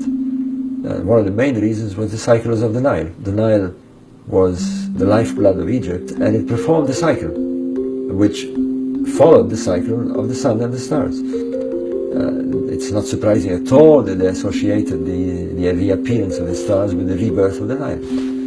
Essentially, this star religion, if you like, boiled down to one important aspect, that it somehow could help the king become a spiritual being and return to the cosmic world in a specific place with Orion and so forth. How they thought they were going to do it is by looking very, very carefully at what happened to the stars. And the stars perform an annual cycle. But those of Sirius and Orion give us a curious cycle in that they disappear, or they appear to disappear. But if you watch a star over the course of the year, you'll find that there comes a time when it is very low in the west at time of sunset. So the sun sets, and as it gets dark, the star appears just for a few seconds over the west. If you come the next day, you will not see that star. And for 70 days or so, the star has gone. It seems to have gone under the earth. But after those 70 days, it appears by this time at dawn, rising just before the sun, which we call the heliacal rising, whereas the Egyptians call it the rebirth of the star. So in their mind, something happened. In their mind, the star went in the underworld, stayed in the underworld for 70 days, and then by magic popped up again, was reborn again in the east. That's the pyramid text. The pyramid texts mimic this site. At the ancient site of Saqqara, we find the pyramid texts, the oldest known religious texts in the world. Covering the inner walls of these small pyramids are thousands of hieroglyphs showing knowledge of celestial mechanics and cycles of time.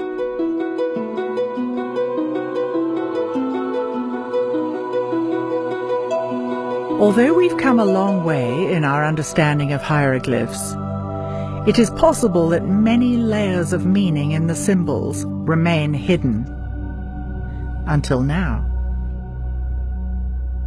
When we approach hieroglyphics, we do so from our own point of view, and we assume that the letters of our alphabet correspond with certain hieroglyphs. There are 4,000 Egyptian hieroglyphs, but only 26 letters. In order to crack the code, we need to open our minds to different levels of meaning. I think it's just familiarity with the way modern languages work. No one expects that a word would work differently. Our mindset is that a letter is the carrier of a phonetic value and that a word is the carrier of a concept. To understand the Egyptian words, you have to start from the approach that the letter is the carrier of the concept and the word is an extended sentence. There are nuances of meanings to the words that you don't get if you don't understand what the individual glyphs mean. For instance, there's an Egyptian word that is translated as diving duck, but when you read the glyphs, it really reads pool of water, place of diving duck. In 1822, French scholar Jean-François Champollion and British scientist Thomas Young deciphered the hieroglyphics from the Rosetta Stone. The stone was created in 196 BC. It showed the same text in hieroglyphic, Greek, and Demotic Egyptian on the one tablet. Scholars have used Champollion's translations as the basis for deciphering hieroglyphs. Could Champollion have missed subtleties or even withheld some information? One biographical study of Champollion said that he delayed for a very long period of time before producing his translation because, in the words of the study, he clung stubbornly to the idea that an Egyptian glyph might mean something more than just a phonetic value. Laird Scranton is a computer software engineer who has interpreted a new aspect of hieroglyphics. His research is revolutionizing the way hieroglyphic is understood. Basically, Egyptian hieroglyphic words work more like an acronym in English, like the phrase FYI, or an acronym such as CIA or CBS, where anyone who reads English understands that you don't try to pronounce this word. This is not a word that you're going to read for its meaning in terms of the letters all put together. It's one letter at a time, stands for one word at a time, and you put the words together to get the meaning.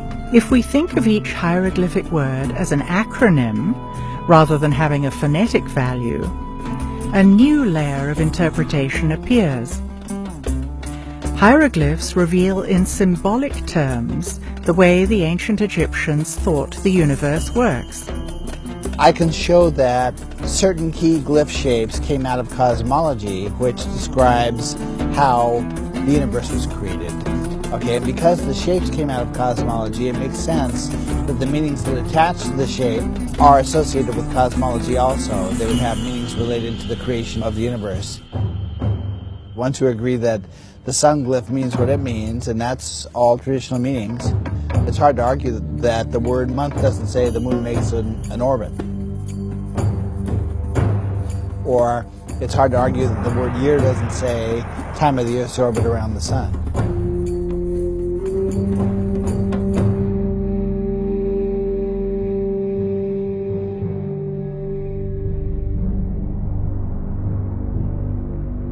The ancient Egyptians were almost obsessive keepers of records. And one thing that they observed most was the celestial objects. We'd expect them to pay attention and record. Now, how far back? That's a big question.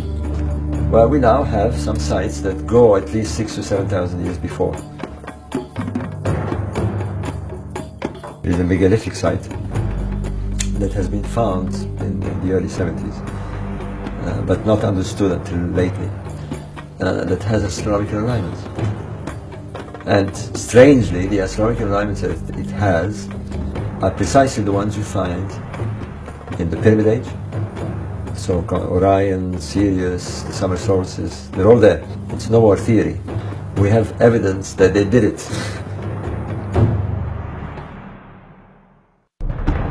For decades, author Robert Bauval has been studying the alignment of Egyptian monuments to key stars. Mohammed, shukran. We've come here, and what we're trying to do is get to the Nabta. The most important thing is we get there. Yeah. He is now planning an expedition across the desert to a site called Nabta Playa, 100 kilometers west of the Nile and 30 kilometers north of the Sudanese border. It is the location of Egypt's oldest astronomical measuring device. And when we're there, how do you know we're there? It's all desert. Yes, it's desert. Every place here in Western Desert, I know it. If you can, we're going to need a GPS. Yeah. If you can get one. Yes, I have one. That makes me feel a lot happier. The team finds out that permits from Cairo have been delayed. Now we wait. You tell us we wait for the answer from Cairo. And so in the meanwhile, let's go and see the sites. Let's go and see some of the temples here. Yalla? Okay. Let's do it.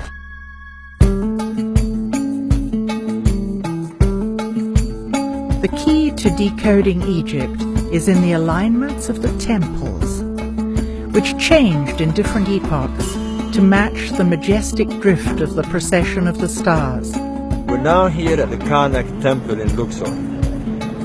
On this wall we can see the ritual of the stretching of the cord. On the right hand side is the goddess Seshat, represented by a priestess. She's holding a rod and a mallet. And on the other side is the pharaoh. There's a cord looping between them, and what they're doing is that they're aligning the monument to the stars. We know from inscriptions at the Temple of Karnak that they aligned monuments with the circumpolar stars, principally the Big Dipper. They also align to the stars of Orion, very similarly to what we also have at Nabta. The Karnak temple, the very center of Egyptian religious activity, is aligned to the sunrise at the winter solstice. So as we look down the axis this way, on the winter solstice the sun will rise along the axis. And in the summer solstice, it will be aligned to the sunset of the sun. So as we have at the Napta Playa, in the circle of the calendrical circle where there is the summer solstice alignment, here we have another example of this similar alignment 3,000 years later. On the expedition into the open desert, Robert Bauval hopes to see for himself that these alignments exist in the remote region of Napta Playa. The team prepares by mapping a route they will access via GPS. Jeeps are equipped with supplies for the dangerous journey.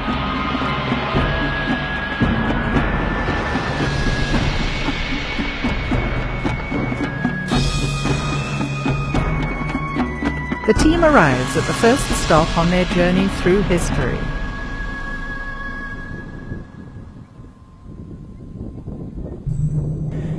In the heart of the El Khaga oasis lies a Christian settlement dating back to the 3rd century AD. Original paint graces the ceiling of the chapel, telling the stories of Adam and Eve.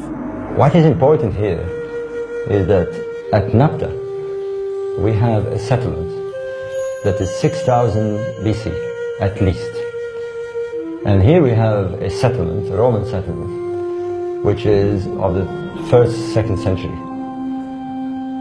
Surely the people here were aware of some sort of origins in the desert. They must have moved around here. We're only 300 kilometers away. And this is the big work that anthropologists have to get into, cultural anthropologists, people who understand how to look for clues within a lost culture. We're looking for a lost culture that could be the origins of our civilization. That's what we're talking about here.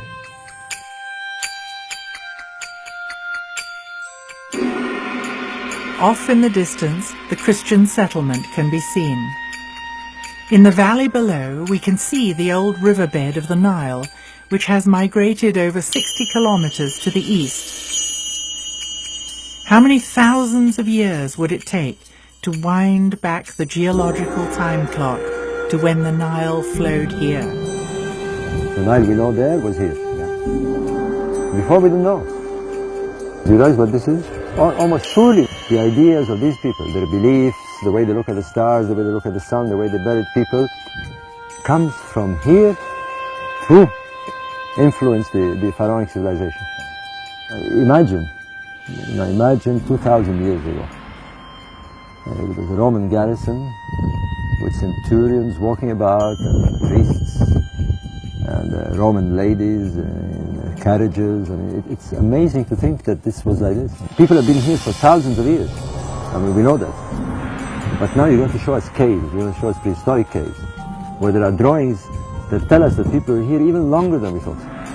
Maybe 10, maybe 15,000 years ago. That's incredible.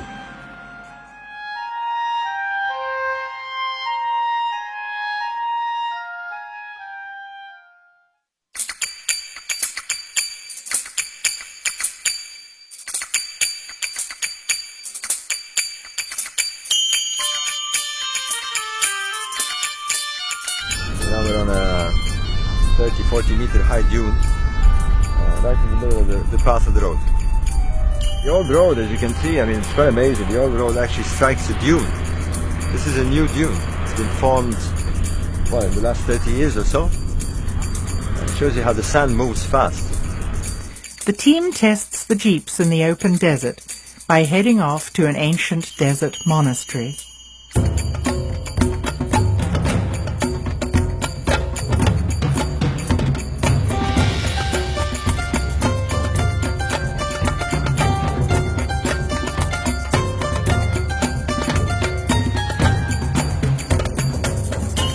Along the way, the team stumbles across a large outcropping of stone, with obvious layers of stratification. The guide tells the team that the area is an ancient ocean bed. There's water like ripples, and seashells are still embedded in the hard rock. indicating a vast change in geology and climate over the past several thousand years. It's probably petrified timber, this, on a much later period, but you can see the shells here. The shell is encrusted. They're millions of years old. We're walking on terrain that is millions of years old.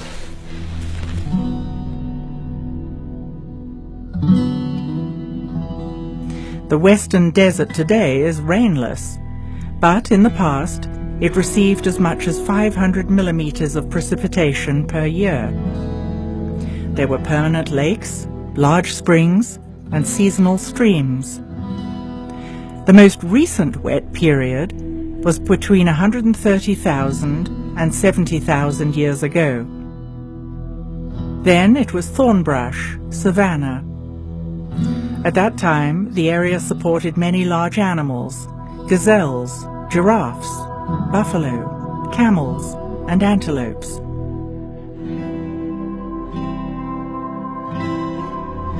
After that period, it was hyper-arid until 12 or 13,000 BC. Before 12,000 years ago, the summer tropical monsoons reached southern Egypt. Precipitation was limited and fell mostly during the summer months. It was sufficient to support small animals and cattle. The small animals could live off the dew. The climate resulted in highly mobile human populations. There are ancient cave paintings in a remote location that may provide clues to human settlements from the distant past. Is this crucial evidence being protected by Egyptian authorities? It's terrible. Terrible. It's priceless. Priceless prehistoric evidence. Look here. Look here. What's this, a dog or a gazelle? A man. You see the man here? He's wearing pharaonic clothes. It's terrible. With scribbles all over. I mean, the evidence that we're looking for is being destroyed by irresponsible people who are coming here. The site is unprotected, and the irony is that people who are responsible are prevented from coming here and driven crazy with licenses and papers. Look here. Oh, there's a beautiful Hatorian cow. Look at this. I mean, this is an artist. This is not a primitive carver.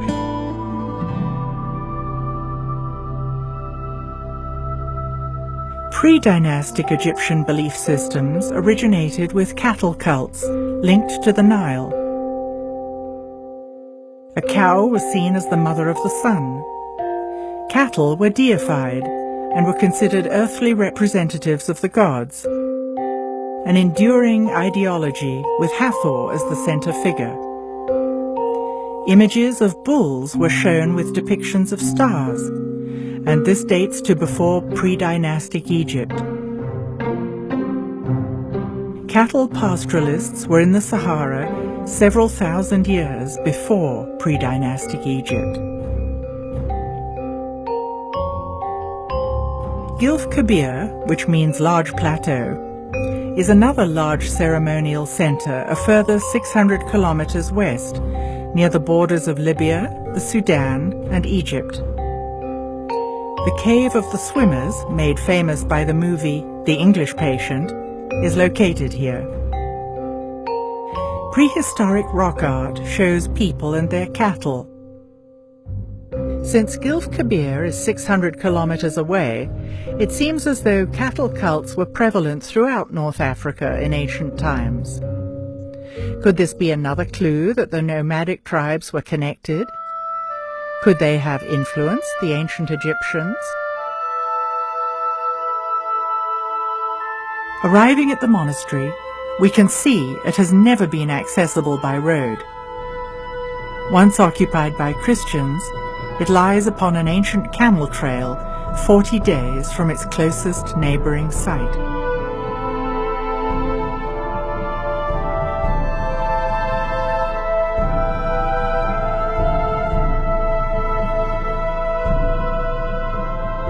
It still shows evidence of having been an oasis, with a huge acacia tree that is more than 800 years old. The team has a picnic on a carpet of yellow acacia flowers. This is a wonderful oasis. I mean, I'm really pleased. We tested the cars, everything is working fine. The drivers are fine. And it was a good idea to come and rest here. I needed the rest because after all these tents of waiting for the permits, everything is ready, the permits are ready. Yeah, but you must be to living now, this place, to go to the hotel and stay overnight. And we start tomorrow up early at 3 a.m. morning. I'm ready. Yes, I know you're ready, but you don't know. It's a hard way to arrive to Abu Simbel. Let's do it. Let's do it. We wait a long time. Let's do it. Let's have a good night's sleep.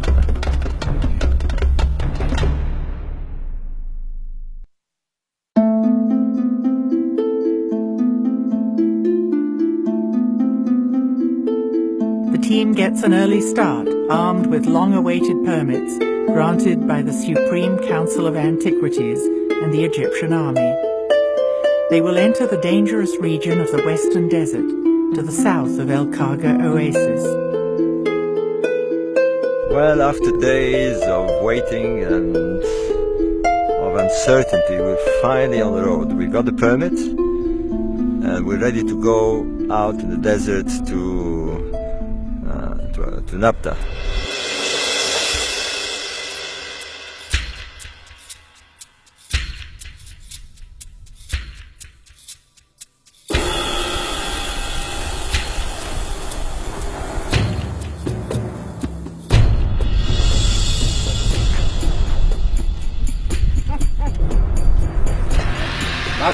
انت الكوك الثانية يا وليد.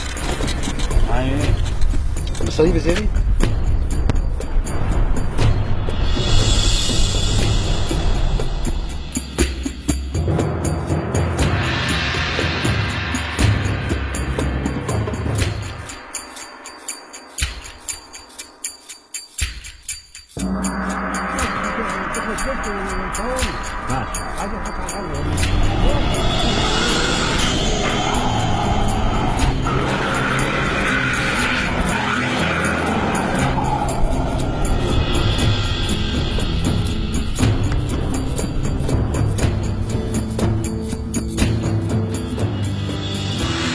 After driving south for hours along an old road covered by occasional sand dunes, there is nervousness in the air. The team will be traveling blind in the open desert for the last part of the journey, relying solely on GPS equipment to locate the ancient site of Nabta Playa.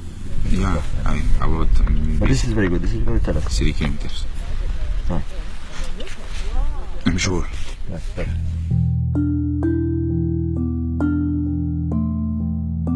What clues will be uncovered at Nabta Playa? How have these influences drifted across the African continent? More than 3,000 kilometers further west, in Mali, there is a living culture with a surprisingly similar worldview to that of the ancient Egyptians. The Dogon live in Mali, largely in isolation. Studies of the Dogon culture mirror the ideology of the ancient Egyptians with uncanny precision. I realized through my Dogon studies that there were relationships between Dogon words and Egyptian words, and I noticed that Dogon drawings turned up as glyphs in those Egyptian words. Laird Scranton's radical reinterpretation of Egyptian hieroglyphs came directly from his studies of Dogon cosmological symbols. Their priests use cosmological drawings, symbols they have used for thousands of years. While it is impossible to ask the ancient Egyptians to explain their beliefs, Dogon priests can explain their cosmology and how their symbols are written and pronounced. The Dogon lay things out in such detail that it's like having the teacher's copy of the manual of the book, you're studying, with the answers to the questions written down in the back. You can go to a Dogon priest, or you can go to the anthropological studies that were taken in relation to the Dogon priests, and they flat out tell you what their symbol means and what they're, what they're trying to talk about.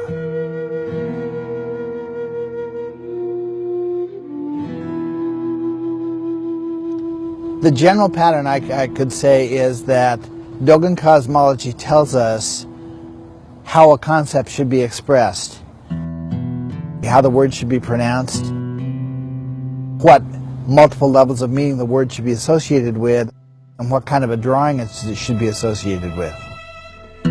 That predicts for us what we ought to find in Egypt. And so when I go to Egyptian studies, I look at the Egyptian hieroglyphic dictionary or go to a book about Egyptian cosmology, sure enough, I find the same word expressing the same meanings, written with the same drawing or the same drawn character, and I say I've got a match. How is it possible that the Dogon culture in present-day Mali is connected to the ancient Egyptians? What is the link? The Dogon seem to have come out of a class of priests who had very specialized knowledge and who, for one reason or another, were not happy with the way things were going in Egypt and deliberately left. I would say that sounds like it's true. I can't prove it's true, but it doesn't contradict anything I know. The fact that there's a match between the Dogon drawing and the Egyptian glyph in the context of the same word, pronounced the same way, with carrying the same meanings, is just another level of validation that I'm on the right track, that these words really do correspond to each other. Using this new interpretation of hieroglyphic, what can we learn about the ancient Egyptian view of sacred cosmology?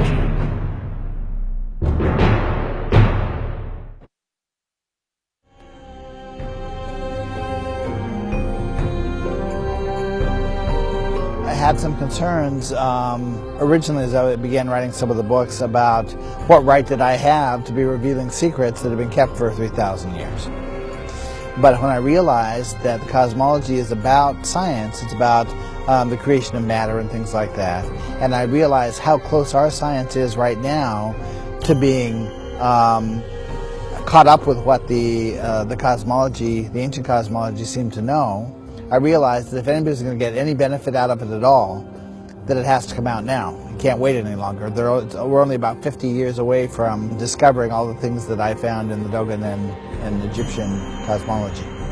Is it possible the ancient Egyptian cosmology was more advanced than today's science? I'd say there is information in the ancient cosmology that would be a benefit to the string theorists and to the modern cosmologists if they pay attention to it. I think the Dogon and the Egyptians explain to us how it is that a mere act of perception can cause the wave-like behavior of matter to turn into particles, which the scientists don't know. When you ask Stephen Hawking how many fundamental particles there are, he says more than 200. If you ask a Dogon priest, he says 266. Science is on the verge of understanding things that ancient civilizations seemed to know long ago. How is this possible?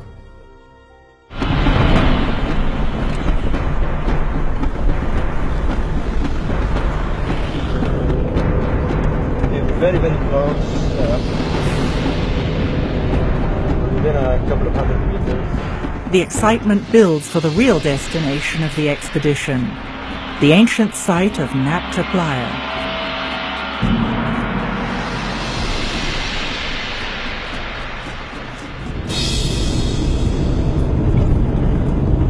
Is that it? Yeah.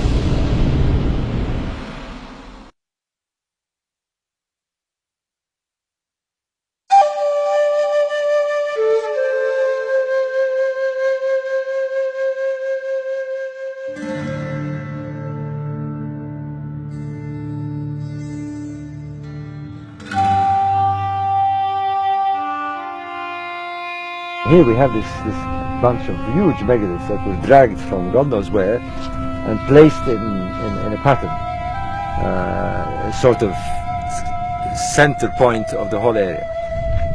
It's essential that we do not disturb the stones, we don't touch anything, we just look at them. Because the alignments are there and they've been there for thousands of years, undisturbed, and we can use them to date this place. A group of archaeologists led by Fred Wendorf, called the Combined Prehistoric Expedition, by chance found some pottery shards at Nabta Playa. They thought that the megaliths were just outcrops of rock. And then they started to realize, well, these are setting on top of playa sediments, sediments that were built up during the Neolithic time. And so how did they get there? And so they had to get there from men. These are man-made objects, these megaliths.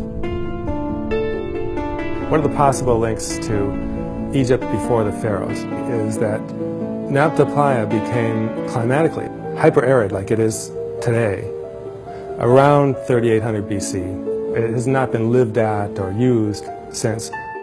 It has been assumed by historians that Egypt borrowed its complex society from Mesopotamia. However, it is now generally recognized that a process of social complexity is not diffused from one location to another, but rather develops locally.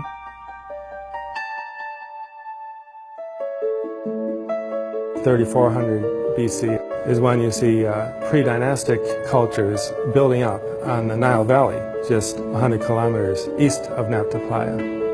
If that's the case, then a lot of the great dynastic Egyptian stuff we're all familiar with had some aspect of origin in the Nabta Playa people's cultural development. Dr. Nicole Dueck is an Egyptologist who lectures at the British Museum and at the Metropolitan Museum in New York. By strange coincidence, she happened to be at Nabta Playa on the same day as our team. From what I understand from her, she also believes that this could be the source of Egyptian civilization. This is just amazing. I've wanted to come here since the first publications came out. What are the odds of meeting on the same day? None. Okay. The coincidences for me are astonishing. I mean, last year, the same people, we went to Gilf Kebir and the Wenat. We spent 2 days roaming around Karkotal and looking at the graffiti and, you know, all the bovids and the cattle and the people moving around with their animals. And it's the same dates as here. These people had what today we would call a calendar. They used the position of the sun to mark the specific days of the year, and the main stations of the year, of course, are the summer solstice, the winter solstice, and the two equinoxes. No doubt, they tracked the sun through the year, and therefore they had a calendar. This structure may not appear significant above ground. Looking beneath the surface reveals an enigma. These complex structures are the most enigmatic remaining aspects of Nabta Playa. When they excavated the central one, the largest one, underneath the surface, down in the Playa sediments, the Playa sediments about 10 feet deep, they found this megalithic sculpture. Some people call it the cow stone. It has perhaps a vague resemblance to a cow, but it also seems maybe to have an astronomical meaning because it's in this astronomical complex. And then underneath the sculpted stone, on the bedrock, underneath all the sediments that were laid down earlier, they found another sculpture, sculpted out of the living bedrock, and sort of like the Sphinx is sculpted out of the bedrock. The bedrock sculpture was carved and sediment filled it in over thousands of years. Then the cow stone was carved and placed there, and then sediment filled it in again. We are looking at 3 subsurface layers of sediment. This is a clue to the extreme age of Nabta Playa.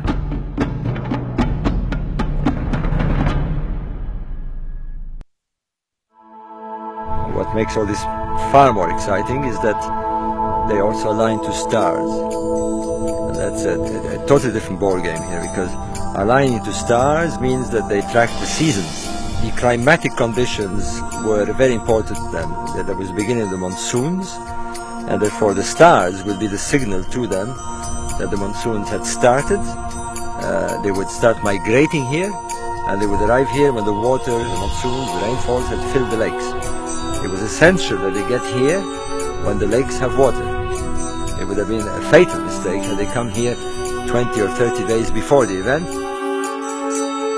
From the central complex radiates 3 series of lines, east, and a series of lines north. Right. According to Wendorf and the checkups by Brophy, we've got alignments to the rising of certain stars here and here. A double alignment of blocks, 250 meters long, points to the brightest stars in the belt of Orion. The second line points to the rising position of Sirius. Another long line of stones aligns to the brightest star of the Big Dipper, which later Egyptians represented as a cow thigh or leg. The stelae face the circumpolar region of the heavens, which the pyramid text describe as a place where the stars never die. They've got Orion's belt and Sirius.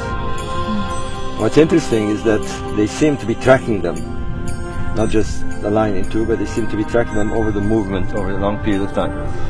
So they knew the stars moved, and they knew that the sun moved the same every year on an annual cycle. Maybe the whole ceremonial complex has something to do with the age of Gemini and transition to the age of Taurus.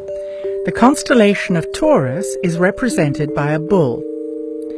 If we are talking about the transition to the age of Taurus, was the symbolism of cows in ancient Egypt connected to the nomadic cattle cults prevalent in the area? So astronomy is telling us that there's a link. Now we need the anthropologists and the Egyptologists to find that link. The problem is that most of these disciplines are so entrenched in their own little world that it's very difficult to move people one side or the other. And I mean, I don't know how it is in the United States, but in Britain, everyone is in his own little world, and people who deal with text won't talk to people who deal with sites in the same discipline. It's becoming more than obvious now. I think it is. That there are connections. Of course there are. And they're very, very important connections, because there are no other answers, for the moment anyway. And this is as good as any. Yeah. Better.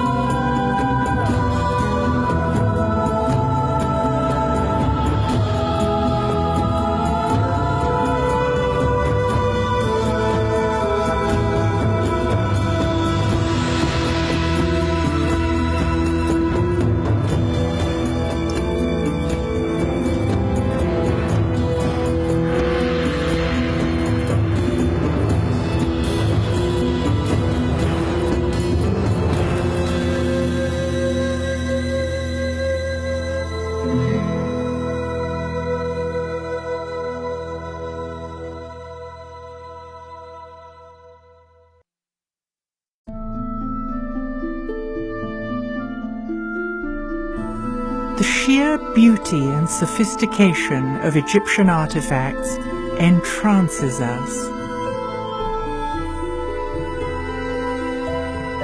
How can we unlock the code embedded in every object they made?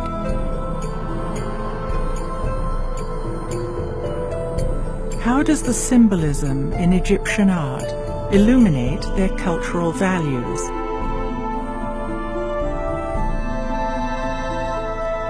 What ancient secrets still lie hidden in plain sight?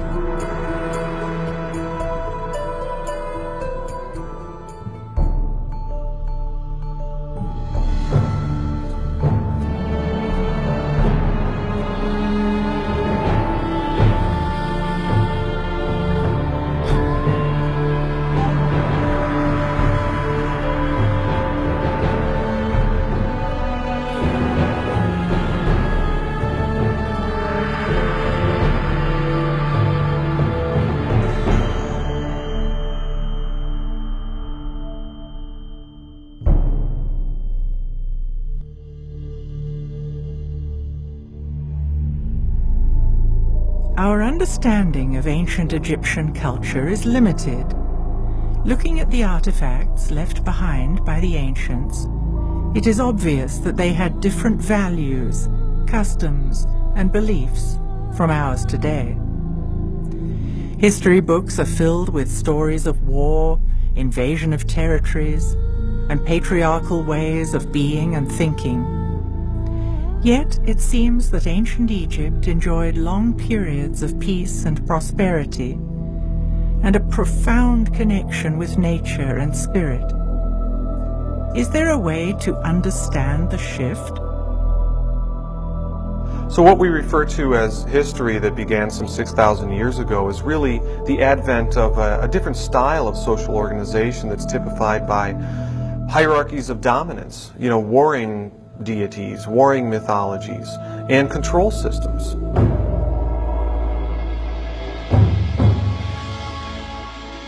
Vedic culture from ancient India speaks of a grand and measurable cycle of 26,000 years, consisting of ascending light ages and descending dark ages. In the higher ages, you see this philosophy of living in tune with nature.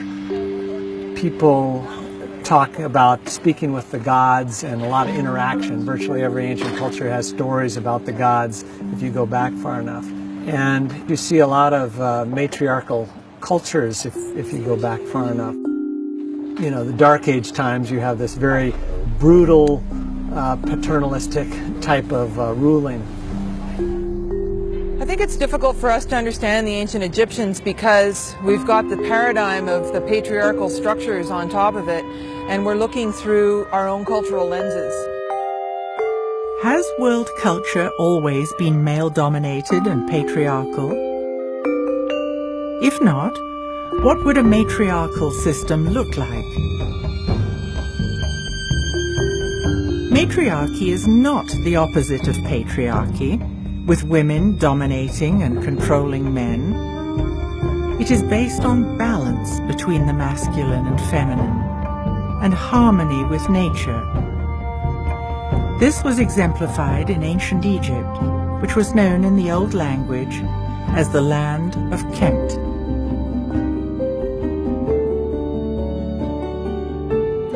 Hakim Awian received teachings about the Cometian people in the distant past. The ancient life system in Egypt here. The Cometian tradition being passed down through the mother. Mother is the teacher, not the father like patriarchy system. This is matriarchy. She is the goddess. She is everything in the house. Based on the countless artifacts that show the high status of the feminine, it seems that women had the same status as men, if not a higher status.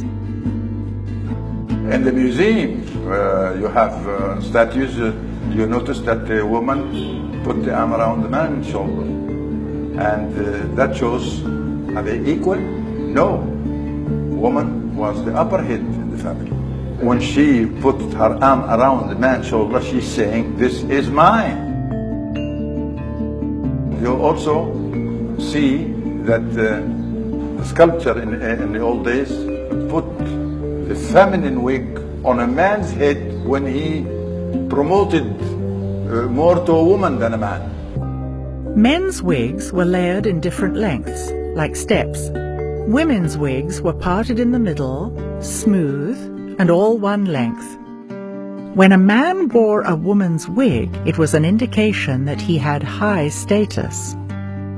Only men with wisdom who wear the women wig. So these are the scribes and the physicians and the rest of them.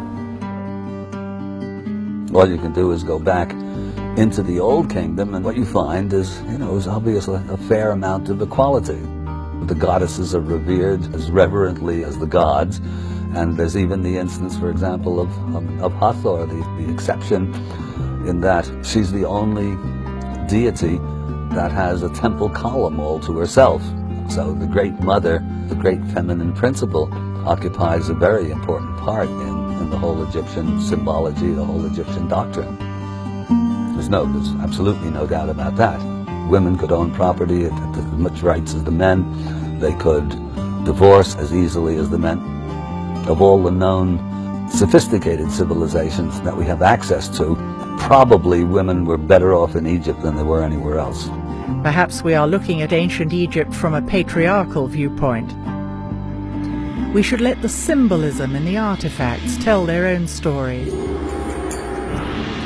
The frescoes we see lining temple walls in Egypt and on stone slabs in museums around the world each tell their own story. We see the same images repeated again and again in Egyptian art. By learning to decode these symbols, we can look back in time, peeling back the layers of patriarchy that cloud our understanding of ancient history. Then we can begin to decipher the messages that the ancients left us. You have to accept that we're dealing with a period that occurred at least 5,000 years ago. And the little we know of it comes from archaic texts that were written in a very occult and esoteric manner. They weren't meant for you and me. The secrets of the ancient Egyptians were not for the commoners. They were meant for a very, very small group of elites who had to be initiated over many, many years to appreciate what this text said. They were for the high-level initiates, which were people who were trained, and they would go through different initiations, tests, that would help them be wise, that would help them confront their fears, that would balance them in the body, mind, and emotions. Initiates were students who were given rudimentary instruction on the mystery traditions of Mayan and Egyptian cosmic cycles. As they approached higher levels of consciousness, they came to respect different aspects of themselves that were represented in the feminine and the masculine. But they went further and called it sacred feminine and sacred masculine, which meant the purest form that was actually connected to the two hemispheres of the brain. Feminine consciousness corresponds to the right hemisphere of the brain and the left side of the body. In contrast, masculine consciousness corresponds to the left side of the brain and the right side of the body. Patriarchal consciousness focuses on history, linear time, dogma, rationality, waking reality, and science. Matriarchal consciousness focuses on eternity, cycles of time, ritual, magic, altered states, and art. If we examine the art, we can see the characters almost always have one foot slightly forward. In some instances, they take a big step forward. In each scene, the goddess has her left foot slightly leading, showing awareness of the feminine principles of timelessness and magic. The pharaoh, however, takes a large step with his right foot. This shows that he is grounded in the masculine. Similarly, we often see images with two left hands. It has been suggested that this is just a stylistic convention. But we should not impose our ideas on Egyptian art. Left hands suggest giving, while right hands suggest taking. In our culture, we've practically erased the feminine in favor of the masculine. Reading, writing, and arithmetic. Art, music isn't as important. And our society is completely unbalanced because of it. The ancients knew that you could not achieve high states of consciousness without these being in balance. And so they revered the pure qualities of either. And so when we say sacred feminine and sacred masculine, this was the highest form of respect, so that the female would have both feminine and masculine balanced within her, and the male would have both feminine and masculine balanced within him. Balance between the sacred feminine and the sacred masculine runs deep in Egyptian symbolism. We see gods and goddesses carrying a crook, a flail, and a staff in various combinations. The crook represents the balance of the emotions. The flail symbolizes the balance of the mind, and the staff depicts the balance of the body. Once balance of the body, the mind, and the emotions was achieved, consciousness could develop. Notice the staff always has the head of a bird and a forked base. The staff never touches the ground.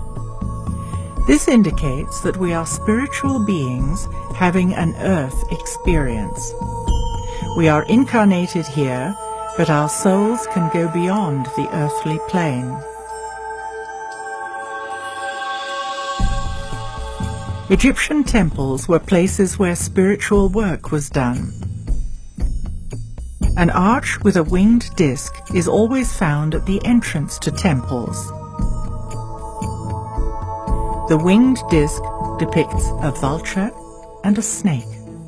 Snake been taken as a symbol of masculine, and the vulture is feminine. The feminine and the masculine had to be in balance. The lower self was to surrender to the higher self in order to enter the sacred space. This meant that the ego of the everyday world had to step aside, while the higher self connected with cosmic energy. Vulture can fly, snake can't fly, but both have the same glands. System of life is based on glands. The glands were the most important features of the human being.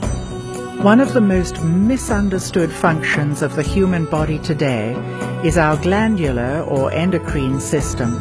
Glands secrete hormones that trigger reproduction. Fertility and procreation had high value in Egyptian ideology. The ancients were very much in tune with how the energy systems in the body, or the chakras, as the East Indians would talk about them, were connected to the glands. Ancient teachings speak of 7 energy centers in the body called chakras. Parallels occur between the concepts of chakras, or energy centers in the body, and our glands. It appears they are 2 ways of describing the same thing, through spirituality and through science. Ancient Egyptians had a holistic understanding of the significance of the glands and their central role in reproduction and in consciousness. If we can decode the symbols, we see that the sacredness of procreation is readily visible in ancient Egyptian art. When you see a boy or a man, you see a kind of a bottle on his head. That is not a bottle or not a white crown symbolizing Upper Egypt, as my colleagues and the scholars say. No, this is a gland in the human body known as the thymus, located behind the lungs. The thymus is most active when a baby is in utero. It continues to be active until puberty. Then it begins to shrink and is atrophied when we stop being fertile. It was a critical activator of consciousness. The red crown is another. It's the womb, the placenta, the thymus and the womb are connected for the cycle of life. When you see the double crown, the red crown is the womb and the placenta. The white crown is the thymus, who has its influence on the womb. That's the symbol of one of the glands. In the early 1900s, alchemist Schwaller de Lubitz presented a work called The Temple of Man. It demonstrated that the architects of the Luxor temple used sacred geometry, which reflected the exact proportions of the human body. As in all Egyptian temples, the most sacred space was located at the back of the temple, the Holy of Holies, which corresponded to the pineal gland. When activated, the pineal gland is said to stimulate the evolution of higher states of consciousness. If the temples were metaphors of the human body, the pineal gland corresponded with the Holy of Holies. At the entrance to the most sacred part of the temple stand tall pillars representing the masculine and the feminine, papyrus and the blue lotus. The papyrus and the lotus reflect the balance between the feminine and the masculine principles and are shown together throughout ancient Egyptian art. The blue lotus is a symbol of life, and this plant, blossom, flower, it grows in the water like water lilies. It's where the ancient Commissions believe that life starts in water and in that lotus form. We have seen there are always multiple layers of meaning embedded in ancient Egyptian symbols. Is there another reason why the blue lotus was so important in Egyptian ceremonies?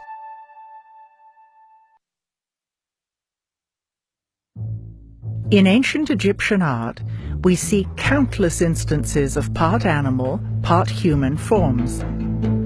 What were the ancients trying to convey by these curious images? There's a technical term for such creatures that anthropologists use. They call them therianthropes, and that's from the Greek therion, which means wild beast, and anthropos, which means man. They're combinations of beast and man. It's not an accident that all of the gods of Egypt are therianthropic. They have, of course, fully human forms, but in most cases they also have forms that are part animal and part human. So you may consider Horus the head of a hawk and the body of a man. You may consider Sekhmet a lioness with a human body and a lion's head. Or Anubis, of course, the guide of souls, who is part jackal and part human. Egypt isn't the only place where these half-animal, half-human images have been found. Half a world away, we find clues to decode these mysterious symbols. Throughout the Amazon today, shamans working with the powerful visionary brew ayahuasca, a combination of two plants. Very frequently they will, after their visions, when they return to the normal alert problem-solving state of consciousness, they will actually sit down and, recollecting what they saw in the visionary state, will paint and draw the images that they saw. And the most common motif of these ayahuasca visions is the therianthrope, creatures that are part animal and part human in form. This specific characteristic of the ancient Egyptian gods is one of the things that tells me that our ancient Egyptian ancestors were using altered states of consciousness to explore the realms of spirit. Again, we see images of blue lotuses. Is there another, less obvious interpretation of this symbol? Altering of consciousness has been done by a variety of different methods and techniques. Most commonly in shamanistic cultures, still to this day, it's done by using hallucinogenic plants which, as it were, switch the receiver wavelength of the brain and allow us to tune in to other realities. Of course, there are a range of non-drug techniques, rhythmic dancing, certain kinds of music, certain kinds of spaces have an effect on human consciousness. But there's a great deal of evidence that they made use of a potion involving the blue lotus and the mandrake root, possibly also the opium poppy as well, to enter a visionary state, and in that visionary state to explore, navigate, and learn about the realm that lies beyond death. And they had very concrete and specific ideas about this, which are expressed in the ancient Egyptian books of the dead, going right back to the pyramid texts.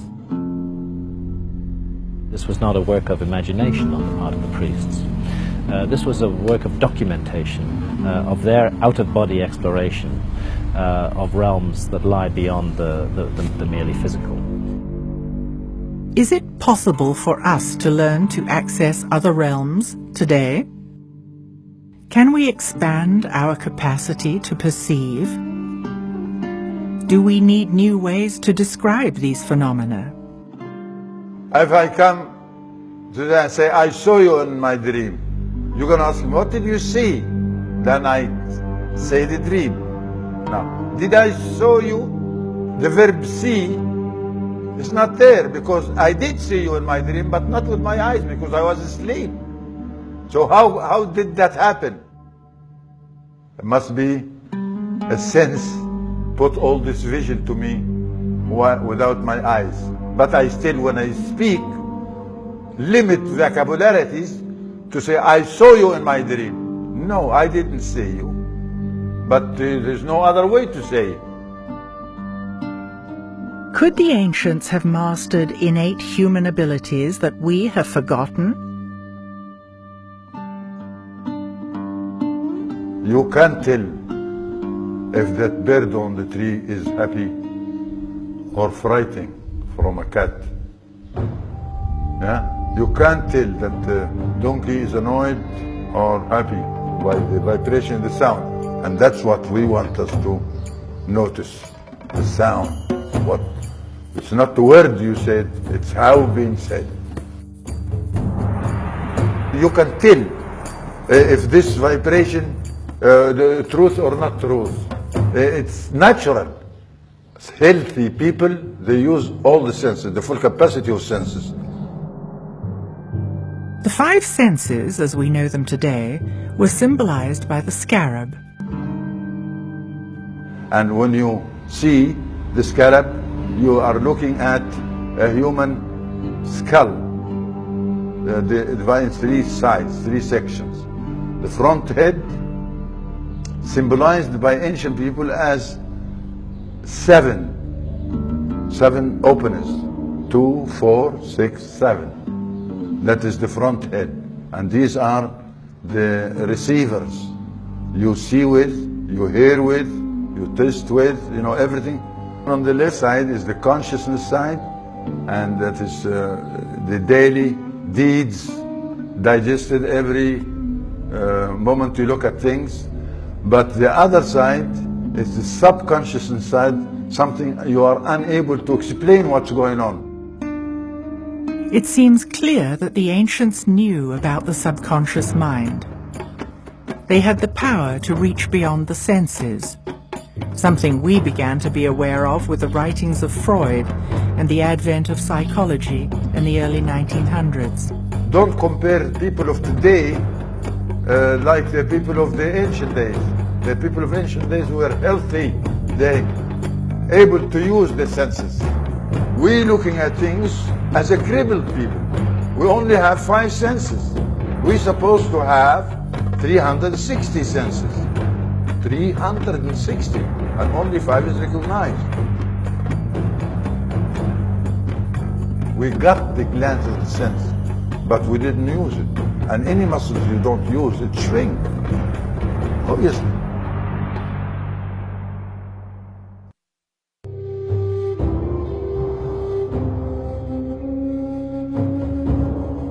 How can we begin to imagine that the ancients had the capacity of 360 senses? Perhaps a metaphor for the full spectrum senses could be a sphere.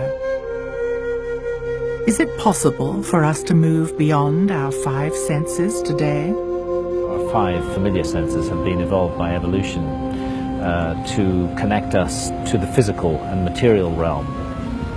But we have, I like to think of it as a secret doorway inside our own minds, which can be opened in altered states of consciousness, through which we may project our consciousness into other realms and dimensions, and those then become accessible to us. Could it be that the ancient Egyptians were accessing supernatural realms through heightened perceptions that came from full spectrum senses?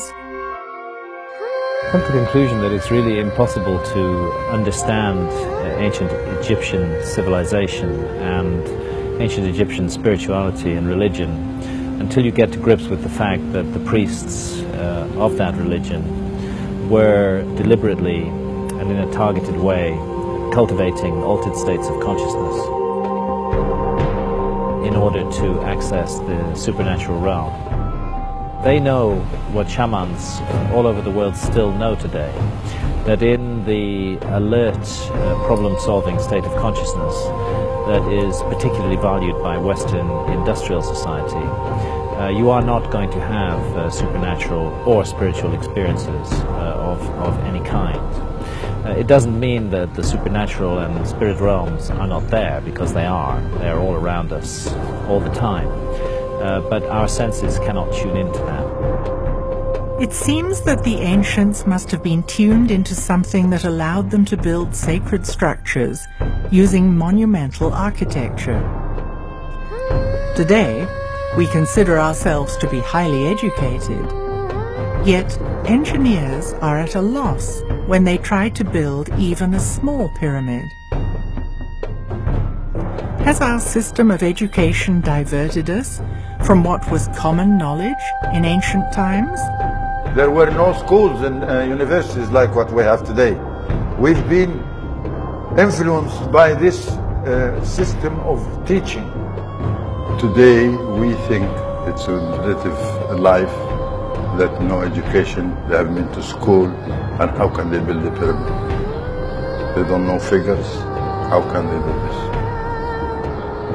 But we don't know that the senses we have make the impossible possible. The impossible to us, which based on ignorance, make it possible. Because knowing is a very great power, just to know.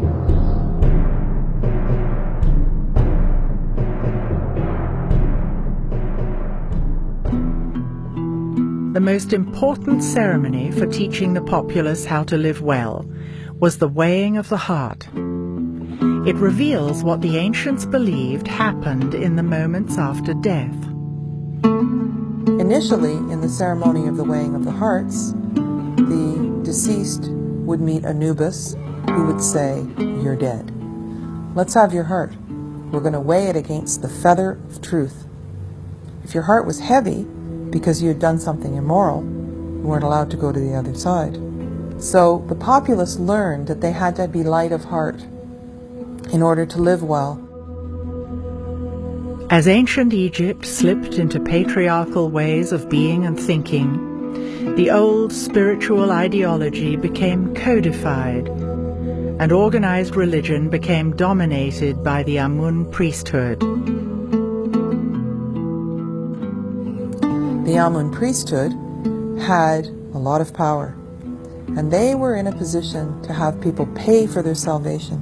It used to be that your heart was weighed against a feather of truth, but in later pictures of the ceremony of the weighing of the heart, you'll see Horus holding onto the scale, and you could pay the priesthood for Shakti dolls, and the more of them you had, the more likelihood you could buy the lightness of heart instead of being light of heart. Well, this is a fundamental change in terms of how to live well.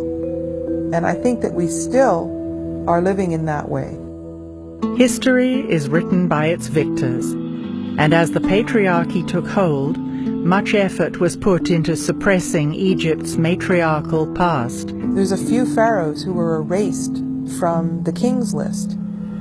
Hatshepsut was one, Akhenaten was one, and Tutankhamun was another. The legacy of the controversial pharaoh, Akhenaten, was almost lost forever with the complete destruction of the city he and Nefertiti had founded at Amarna. Now, very little was known about Amarna until there was an earthquake and the pylons at Karnak were filled with these little blocks that had been cut up, and they used them from Amarna to just put as filler inside the pylons. So when archaeologists found them and started putting them back together, they realized there was a very large story here. For the ancients, life on Earth mirrored the motion of the stars in the sky. What the ancients did is they would have the capital be at Heliopolis in the north for 2,160 years, and then they would have the capital be at Thebes, which is now Karnak, for that length of time. When Akhenaten came into power in the new kingdom of the 18th dynasty, it was right at the time when things were supposed to shift. During this time, the patriarchy gained momentum, with the Amun priesthood steadily becoming more powerful. Akhenaten happened to have been born at one of these points of return, or beginning. He believed that he was subjugated, like all pharaohs, to a cosmic law, to the law of Mat. What happens up there, they believed was controlling matters on earth. And things happened up there that dictated to Akhenaten that he had to move his base and had to reinstall the original religion. When it came time for Nefertiti and Akhenaten to change the capital, they knew that the Amun priesthood was in power and that they would really fight them on this. If he had moved to Heliopolis, there would have been civil war. If he had stayed in Karnak, he would have not performed what he had to perform to follow the law, the cosmic law. Finally, he settles for a midpoint. So instead of moving the capital back north, they decided to take a point exactly in the middle between the two, and this was Amarna. Art created by artisans in the Amarna period is exquisite and markedly different from the art in other periods. For the first time, Egyptian royal art depicted the pharaoh and his family all together and clearly showing affection for each other. They built this wonderful place, and they had gorgeous palaces, and people were creative. It was peaceful, there were flowers and nature, and people lived a leisurely life. But what it was a return to true spirituality. He ruled with his co-regent, Nefertiti. The feminine was honored. In this transition, Akhenaten and Nefertiti rejected the established religion of the corrupt Amun priesthood. They had a profound respect for solar energy, known as the Aten. And so returning to this was a big threat to the Amun priesthood. And so they plotted to take Amarna down.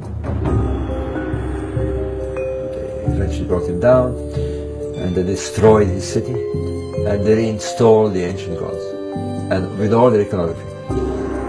Yeah, they simply destroyed everything, every trace of them. If they didn't find the ruins of Akhenaten's temples, used as fill, rubble fill in the walls of Karnak, there'd be almost no sign of Akhenaten.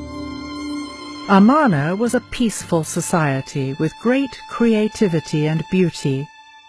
Yet scholars in traditional Egyptology continue to portray Pharaoh Akhenaten as a deformed, renegade, heretical leader. But see him as a heretical king is quite the opposite. The heretics were the priests. He was not heretical. He, in fact, was somebody who was determined to adhere to the divine law. And he went to the cross for it. After the fall of Akhenaten, Tutankhaten, a boy of only 9 years old, became pharaoh.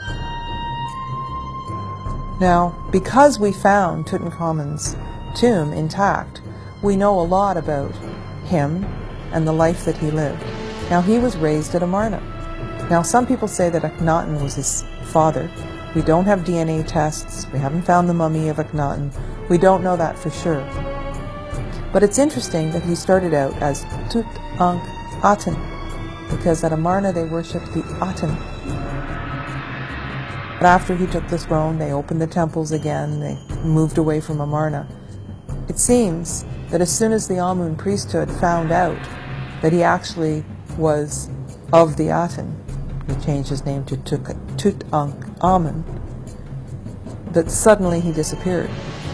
After 10 years of leadership, when Tutankhamun was 19, he died mysteriously.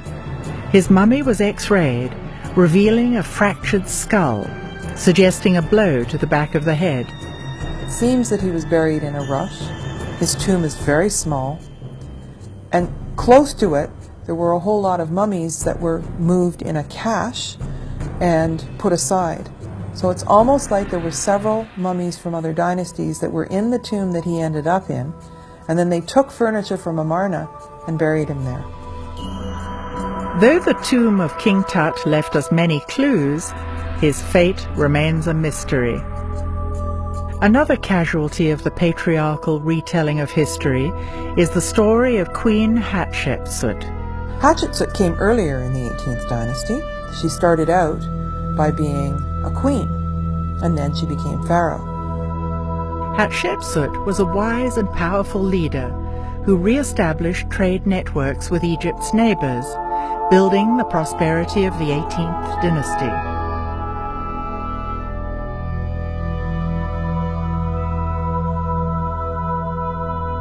She was certainly ruling for a long time at a period of tremendous peace and prosperity. The artwork was never better than under her reign. Had she been male, she would likely have been remembered in history books as the best ruler of Egypt. Regardless of her success as a leader, she is still an enigma. There has been much controversy about Hatshepsut. It could be due to the patriarchy having little tolerance of images of an empowered woman. No one seems to agree on who the real Hatshepsut was. There have been massive books written on Hatshepsut, and again there are no real conclusions. Obviously Hatshepsut must have been a very able ruler, because she stayed there apparently 22 years. But somehow, about 20 years after she passed, her statues were broken and all put into a pit. When they found them, they started putting them back together. But, like Akhenaten and Nefertiti, the Amarna period, they were largely forgotten, because the people who came after were very threatened, and they somehow wanted to destroy all trace. Hatshepsut, Nefertiti and Akhenaten, Tutankhamun, they were the ones that really understood spirituality in some way. I suppose there was no money to be made if you weren't selling salvation. We may never know how the high courts of ancient Egypt were run.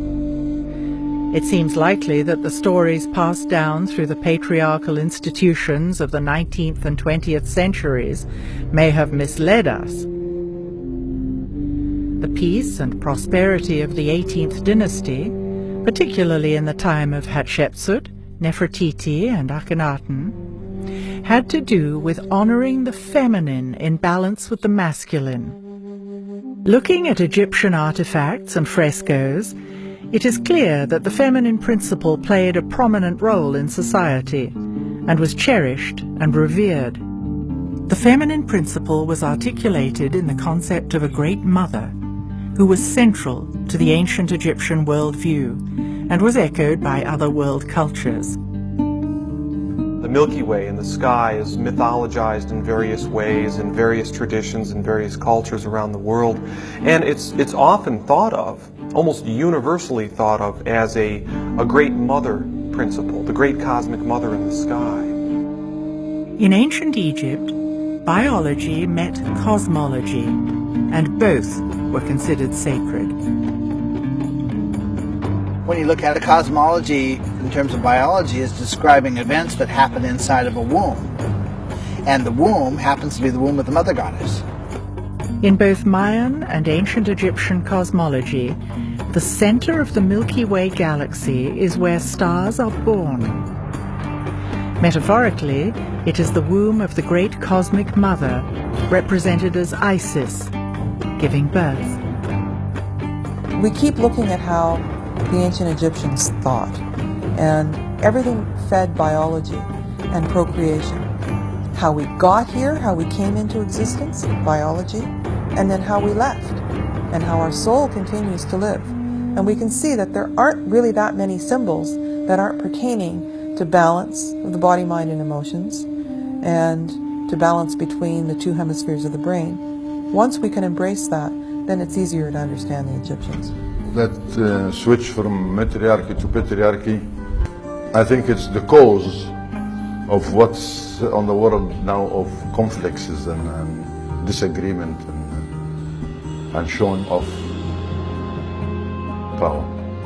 Yeah. Already, the beginning of the first dynasty of ancient Egypt, Egypt was moving from being matriarchal to coming into more patriarchal ways of being and thinking. There were a few periods where the ancient knowledge was remembered, but it's important to remember that there was a lot of ancient Egypt prior to the dynasties and in the early periods that did not represent those values. So the parts of Egypt that I find the most interesting come from the memory of times that came further back.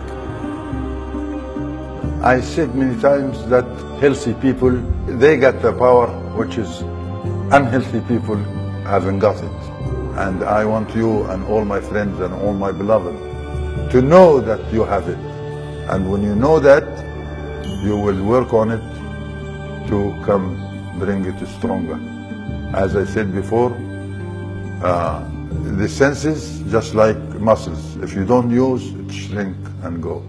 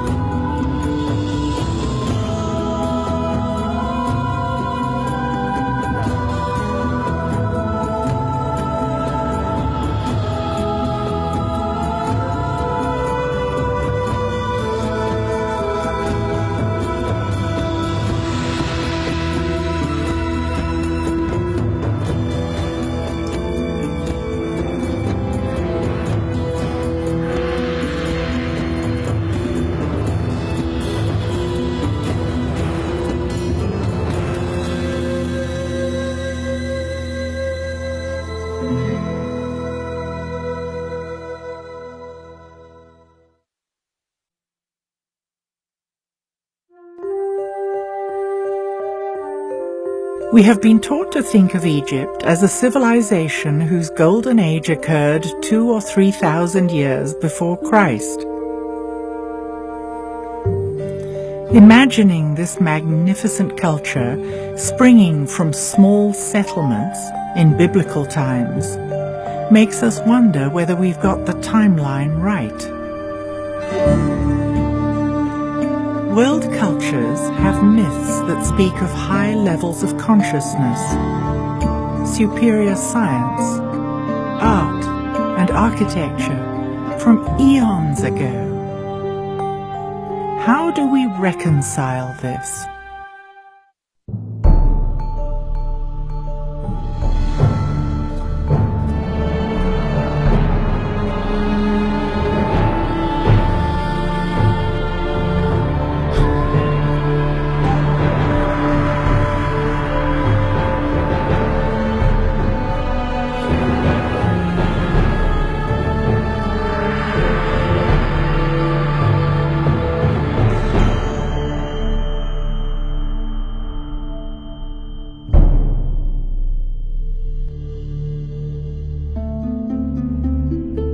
We are trapped in our own concept of time, but many cultures think on a vastly different scale. Science has established that the earliest human remains are about 2.5 million years old. It has shifted our marker back, so that now we are able to conceive of human culture being much, much older. In Indian traditions, and in 30 other cultures, a 26,000-year cycle is accepted. How does that affect the traditional chronology of Egypt, which insists that the pyramids were constructed as recently as 2450 BC? Will this force the issue of rethinking the chronology of ancient Egypt? Every year, authors, scientists, and alternative thinkers come together for the Conference on Precession and Ancient Knowledge. They share ideas about ancient cultures, lost knowledge, and great cycles of time. I started the Conference on Precession and Ancient Knowledge because I wanted to bring together the bright minds in this whole field of alternative history so we can put this very ancient puzzle back together again. Geologists, physicists, engineers, and archaeoastronomers discuss the accepted dating of world history. I'm convinced that there is a misunderstanding about the tenets of Egyptian civilization. And I'm convinced that there is misunderstanding about its datings. To me as a geologist, it's unquestionable that the chronology has to be redone. Knowledge of precession and advanced astronomy existed in extremely distant times. So I think we're looking at a chronology that's far, far older than is accepted. By integrating recent scientific discoveries in different disciplines, they define a new timeline of our past. The Egyptians provided us with concrete evidence that describes political events from a far more distant past than we can imagine. Why has this been overlooked? The Egyptians themselves, in at least one stone tablet, the Palermo stone, and one papyrus, the Turin papyrus, they say that ancient Egypt is much, much older than the Egyptologists think it is. So to dismiss that is, of course, an assumption that contemporary Egyptologists know a lot more about ancient Egyptian history than ancient Egyptians do, which is a form of typical arrogance on the part of the academic community. So why do we consider civilization to be only about 6,000 years old? Is it because of our limited imagination, or is there another reason?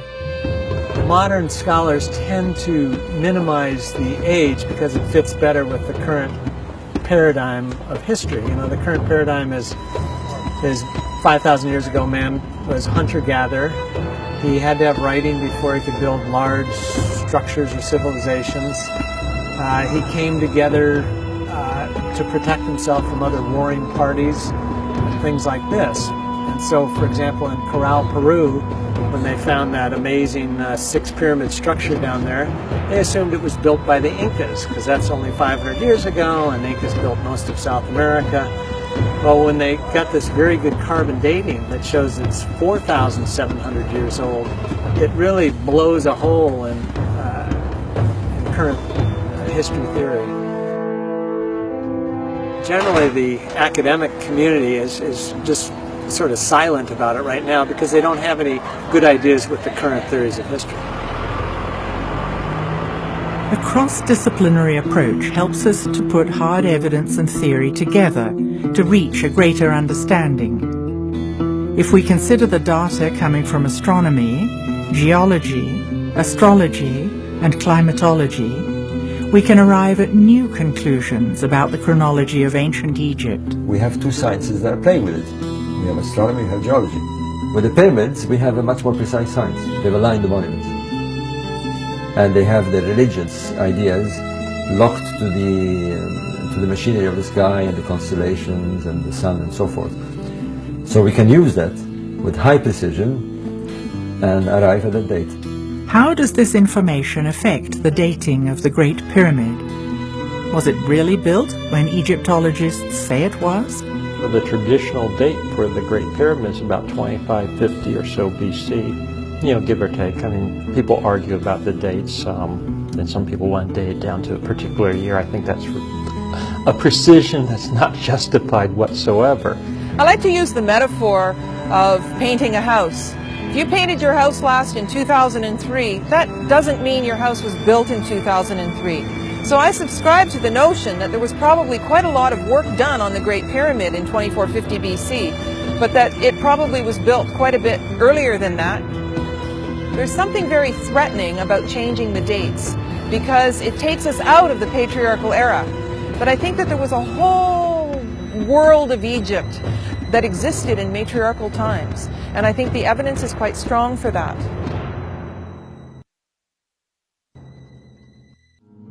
There is absolutely no reason at all why the ancient Egyptians could not have worked out the precessional cycle. How do we approach the age? Well, you have a variety of methods when you're looking at an archaeological site.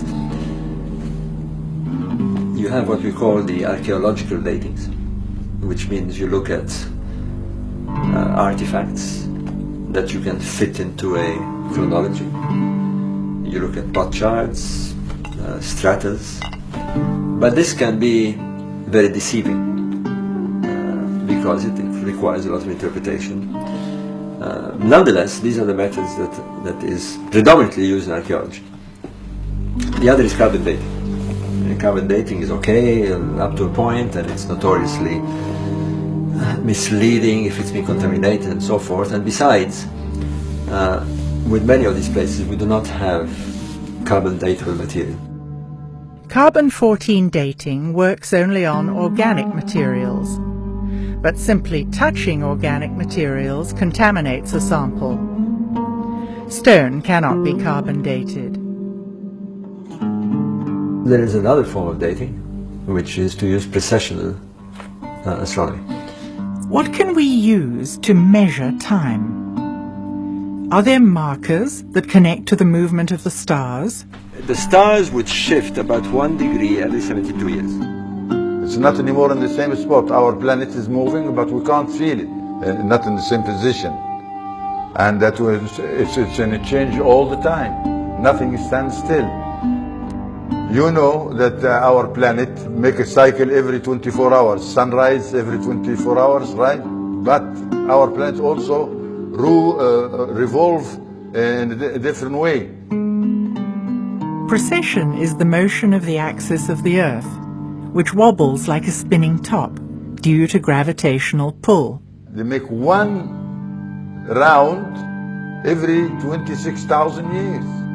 If you have a monument, for example, let's take one that we know for sure, the temple of Isis at Dendra. It's a small temple behind the Hada temple. That one is 99% sure aligned to the rising of Sirius. So if we have certainty that the temple has its axis aligned to the rising of a star, and we know which star it is, then we can date it. It's very simple, we do it in a matter of minutes. This is known as precessional astronomy. The star moves or appears to move because of the precessional wobble, and we have a date.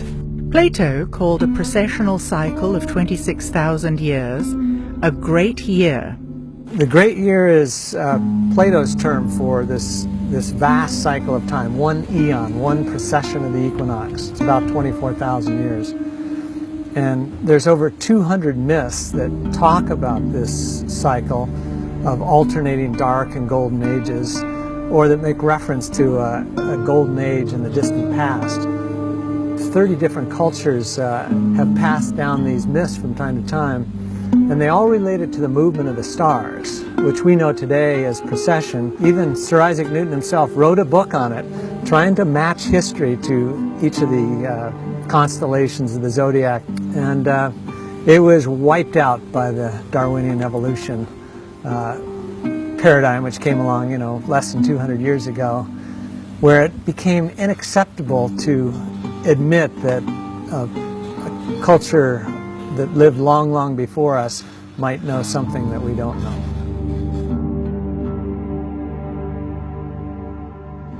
On different continents, cultures have come up with the same ideas. There's a certain science of cycles that's embedded into the world age doctrine of the Maya. You find it nicely paralleled in Egyptian ideas, as well as the Hindu world age doctrine known as the Yugas. And it's somewhat counterintuitive to what we've learned in our own Western education, that it's referred to as the myth of progress, that human beings today are in all ways superior to human beings that came before. It's simply not true. Cycles go through periods of increase and periods of decrease.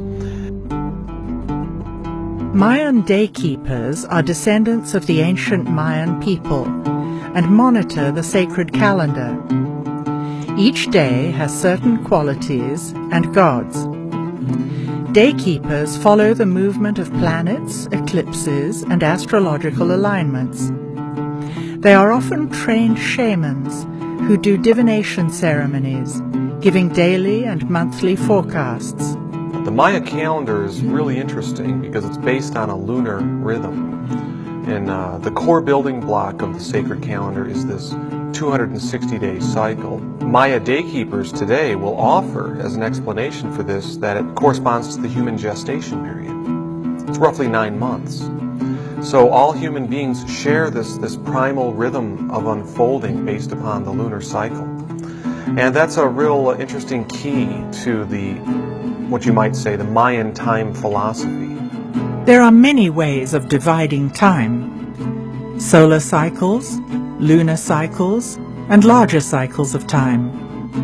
The Mayans devised their long count calendar, which combines a cycle of 20 named days with another cycle of 13 numbers to produce 260 unique days.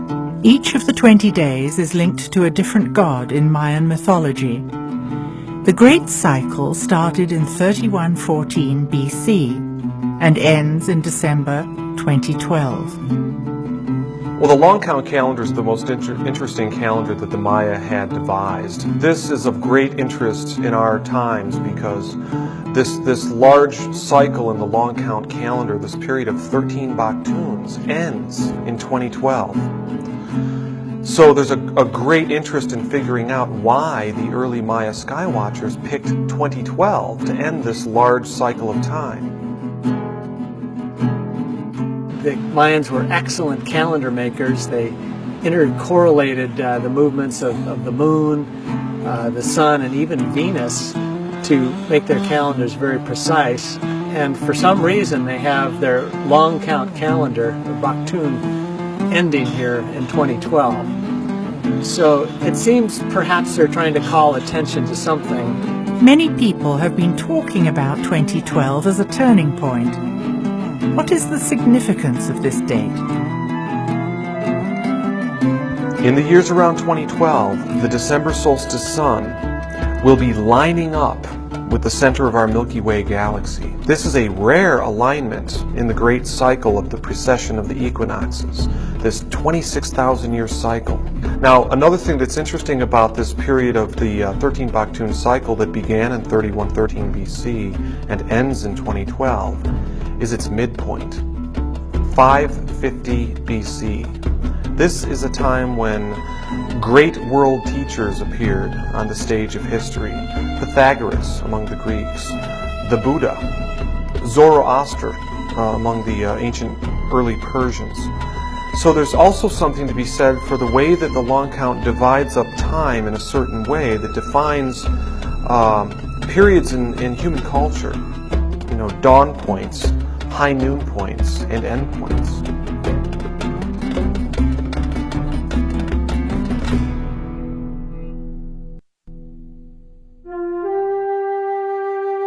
A carved stone, or stela, describing the long count calendar was discovered at Ixapa in Mexico. It shows the center of the Milky Way, the celestial pole, and the sun deity. Why was this important to the Mayans? It's really a beautiful and profound way of conceiving time. And in my research, as I've looked at Ixapa, the origin place of the 2012 calendar, I've been able to see how the Mayan wisdom, it's not just some provincial belief system of a forgotten people. It actually is like a little doorway that opens up into the great spiritual insights that all of the great traditions share.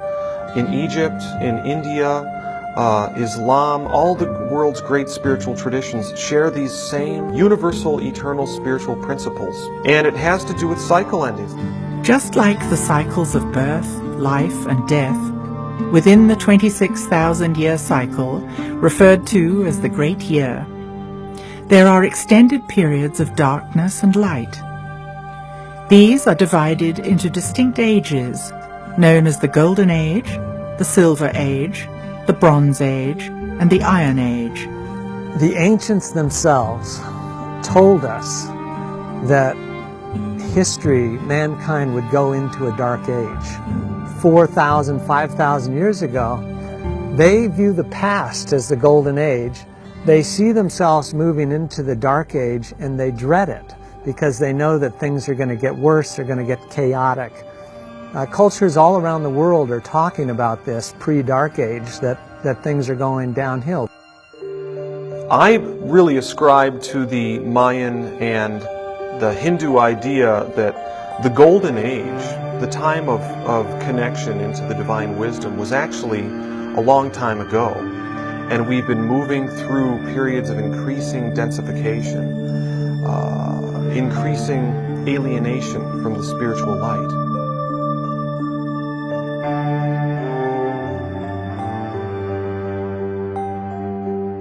Golden Ages are times of enlightenment, when civilizations reach high points in architecture, spirituality, and benevolence.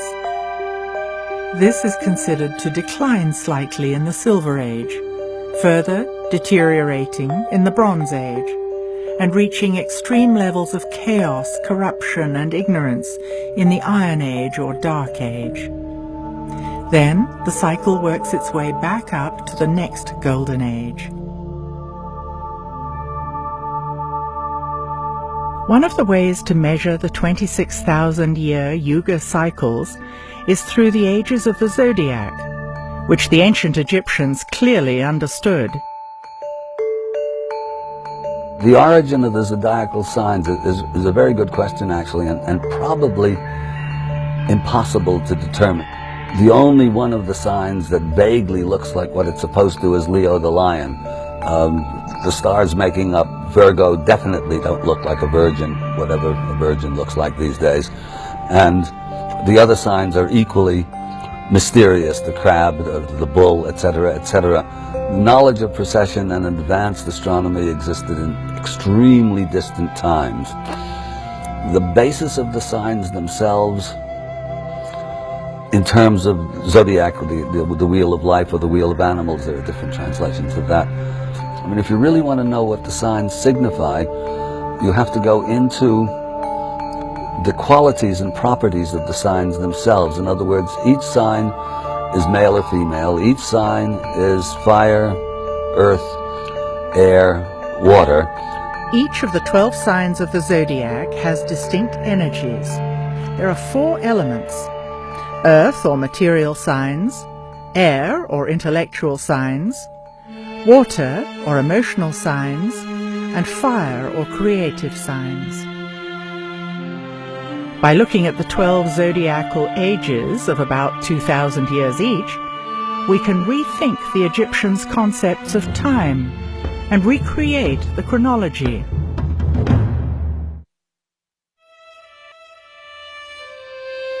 There's a gap in our historical record. The Palermo stone and the Turin papyrus are evidence from the Egyptians themselves and convey information from rulers far back in Egyptian history. And they give the regnal years and the name of each of these rulers. And when you compute all of those names and put the numbers together, you get a date somewhere around 36,000 BC. At the same time, roughly, that 34,000 year date corresponds to the Vedas of India, the Vedic civilization of India, which also gives a date which, when you work it out, comes out to something like 40,000 years before our current era. So we have two great sophisticated civilizations that have documented their own belief that their civilization started back around that kind of time.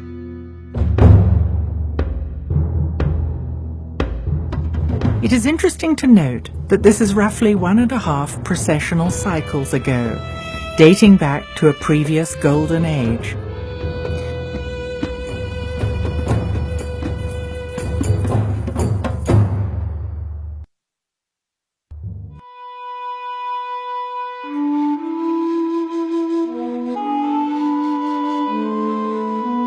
The Sphinx, with its lion body, screams out as a Leo symbol, as a marker for an age of Leo. The last age of Leo had its ingress at around 10,500 BC. So that's the date favored by Graham and by Robert Bauval. I'm hesitant to accept that date myself because the last ice age comes to a catastrophic end somewhere around 11,500 BC. I mean, it certainly followed, and this is known, there are the quaternary extinctions. All the mammoths and the woolly rhinoceroses die all over the world. Siberia, which was temperate, becomes tundra and Arctic. North America, which was under a couple of miles of ice sheet, melts, and all that water goes into the sea. The sea rises 300 feet over the course of a couple of thousand years, but in stages, and some of those stages very precipitous, maybe corresponding to the biblical flood and possibly Plato's Atlantis myth. So under these circumstances, which are catastrophic the world over, to me, it seems unlikely that the Sphinx and the pyramids, which presuppose a settled and stable and sophisticated society, could have built those amazing structures under those kinds of conditions. So that leaves anything before 10,500 BC, but I like the idea of the Leo symbolism. So the next age of Leo back is 26,000 years earlier, and that puts it back at around 36,000 BC, which, outrageous as it sounds, by a process of exclusion, turns out to be maybe less outrageous because there are big problems with those other later dates.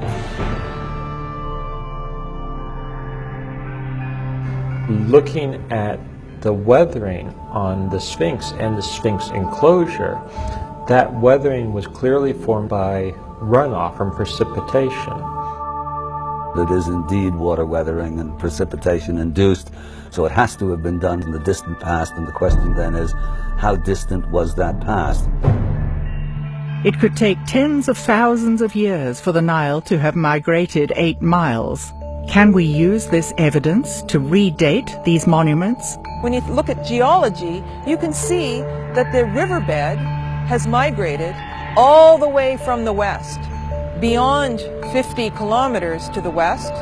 Then it passed across the plateau, and you can see that the ancient riverbed actually went right up to the pyramids, and the initiates could have stepped right off these barges up onto the causeways into the pyramids.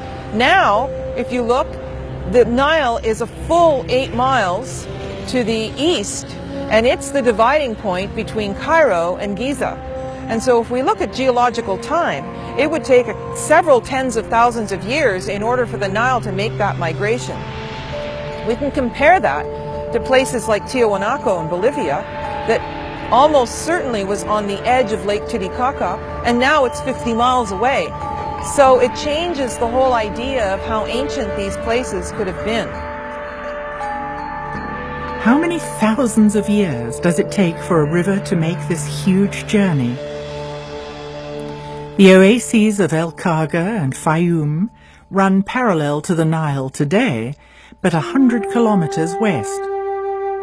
It seems that the river migrated all the way from here to its current course.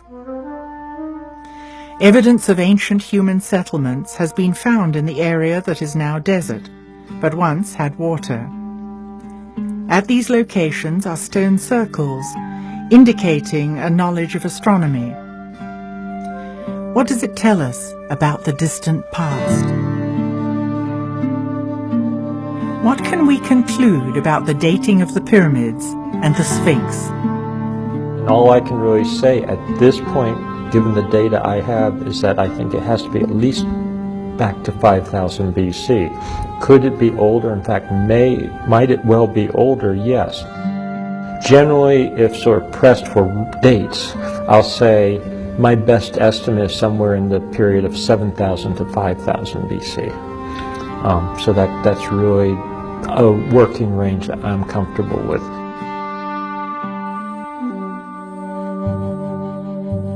We're also finding elsewhere in Egypt and around the world that other things were happening in that same period, 7,000 to 5,000 approximately BC, that to me puts the Sphinx into a larger regional and global setting, that it's not just an isolated thing. It doesn't seem as isolated as it did 15 years ago when we had less knowledge. You come to tentative conclusions. If more data comes in that seems to indicate something else, I don't ever want to be afraid to change my conclusions or, go where the evidence takes me. I'll stick with my extreme 36,000 BC date until proved otherwise, and if proved otherwise, I will change my mind.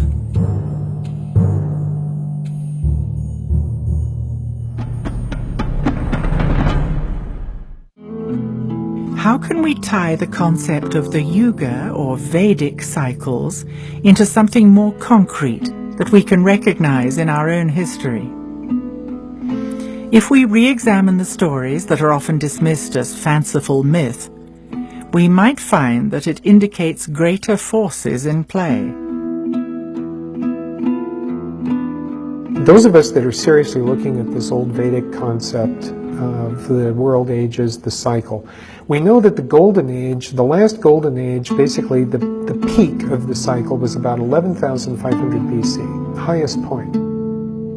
We also know that Plato mentions a series of catastrophes which have come down to us as the Atlantis legend, in which he claims that on our calendar system it would have been around 9500 BC. Some tremendous upheaval apparently occurred, a lot of destruction.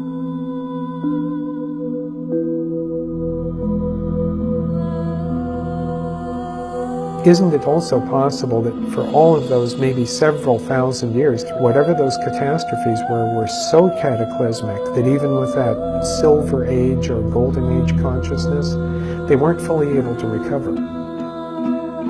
The end of the golden age and the decline into the falling silver age, or what we would refer to as mental age, marked the time at which we were falling out of a state on this planet where the average person had the potential or capability to be in a state, a very high state of awareness. And they were a far more enlightened and benevolent society than we would be able to even imagine now, but they were beginning to lose that almost divine state that exists in the Golden Age.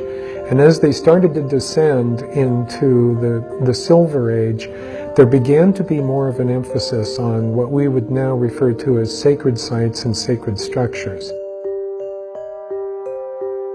You could almost think of them as machines to enhance consciousness or to create an environment where, you might call it altered states of experience, but changes in consciousness, expansion of consciousness. What these were really intended to do, it wasn't so much for the selfish purpose of, for example, boosting up a few individuals.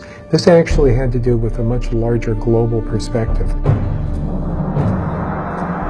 And that's effectively what the Great Pyramid was. It was basically a device, a generator for, if you will, broadcasting and transmitting throughout the planetary structure, a type of field which uplifted the entire humanity. For at least 1,000 years, this structure performed beautifully. My guess is that it probably did a lot to help offset the fall into the Dark Ages. And I think what the pyramids did is that for those individuals that were at least somewhat receptive, it kind of kept that energy polarized into the higher centers. This is very real, and I think this is very important. It's like great art or great spiritual insight, expansion of consciousness. In a way, there's nothing more important than that. It couldn't do it forever because eventually Mother Nature is going to win out, and this cycle is part of nature. It's as much a part of the natural world as day and night are. We have the ability to grasp those electromagnetic forces and the more fundamental forces that underlie those to basically prop up humanity for a while using the system. Now the pyramids only have a very direct effect if you're close to them, which is the way it is in this age. You know, if we go stand in the pyramid, we might feel an effect like that. But I suspect thousands of years ago, you didn't have to be near it. I think it was probably a global effect.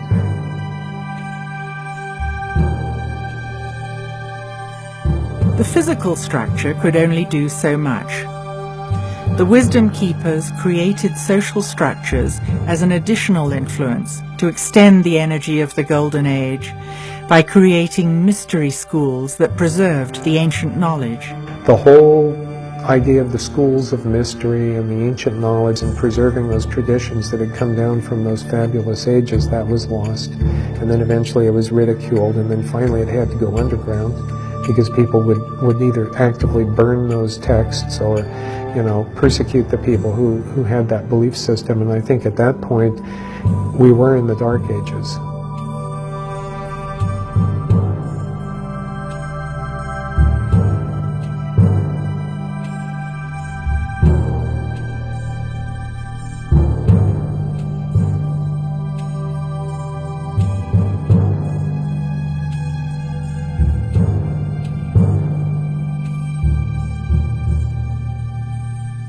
The exact end of the cycle of darkness is approaching. Each winter solstice before 2012, our sun comes into close alignment with the galactic center. This means we are beginning to feel the shift of energy already, even though the exact conjunction is December the 21st, 2012.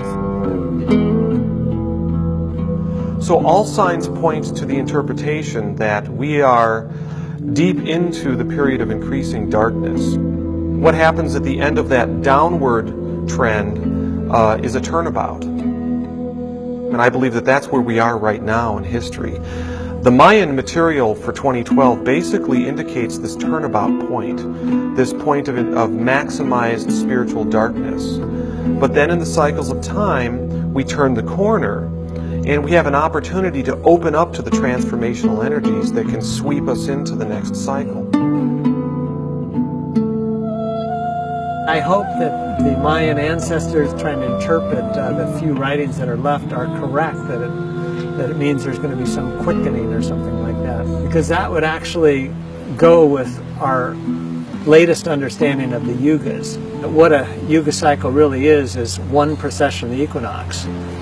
And you know, using these later scholars' interpretation, we're actually in the very early stages of consciousness accelerating. It has to do with the opportunity that we have to open up to the divine wisdom, to the transformational energies. But it always comes down to free will. Nothing is predetermined. It always comes down to a choice that we all have to close down in fear, succumb to fear, close down, become more limited in our consciousness, or open up to the blessing of the connection to the higher wisdom that is symbolized in the Maya tradition by the galactic center, the womb of the Great Mother, that which can transform and renew.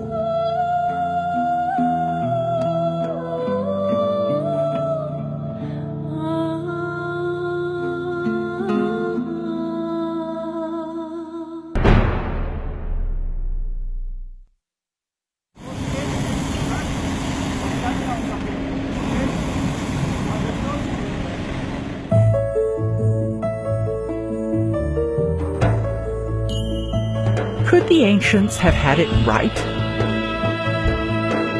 Perhaps we should consider that we too can return to high levels of consciousness, heightened perception, and inspired creativity. It would serve us well to embrace nature and to protect the planet's environment.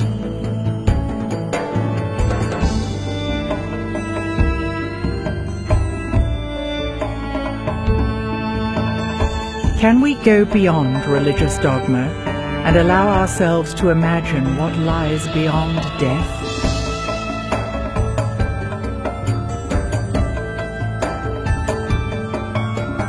How would humanity change if, instead of material wealth, consciousness was our highest value?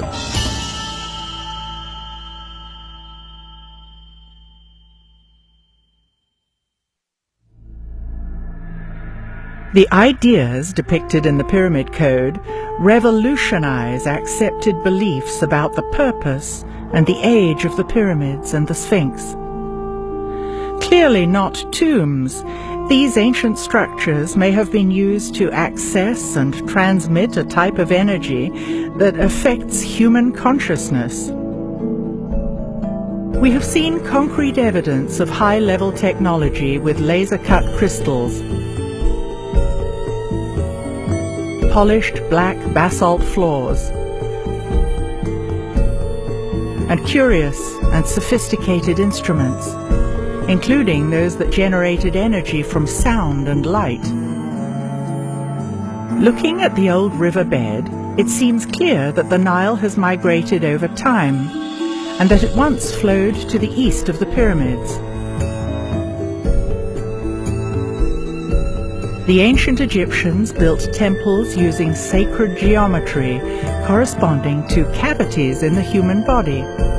They had a profound belief in the significance of the stars and how the patterns of the constellations corresponded to our place in the cosmos.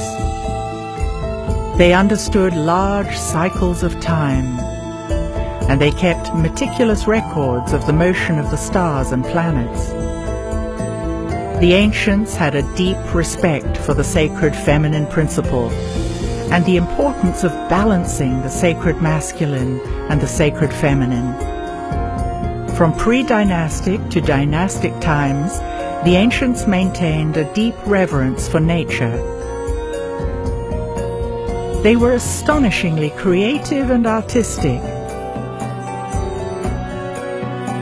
From clues left on temple walls, it seems clear that our Egyptian ancestors accessed altered states of consciousness. Their primary concerns were how we arrived in our earthly bodies, described in terms of biology, and what happened when we left our earthly bodies, described in terms of cosmology. Our ancestors left clues embedded in symbols that had multiple layers of meaning.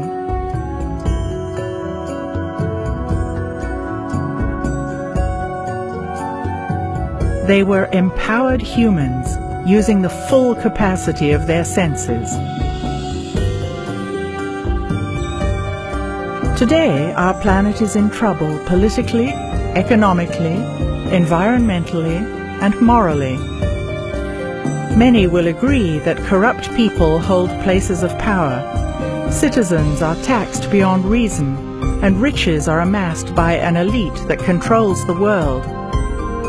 With all this evidence of the sophisticated science left by the ancients, can we still uphold the belief that we are the most advanced society that has ever existed on planet Earth?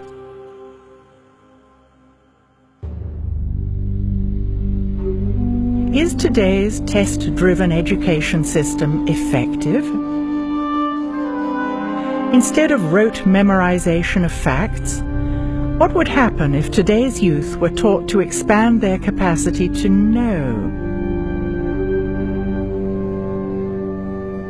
If we were taught to seek truth and justice, living by the ancient law of Ma'at, how would our society change?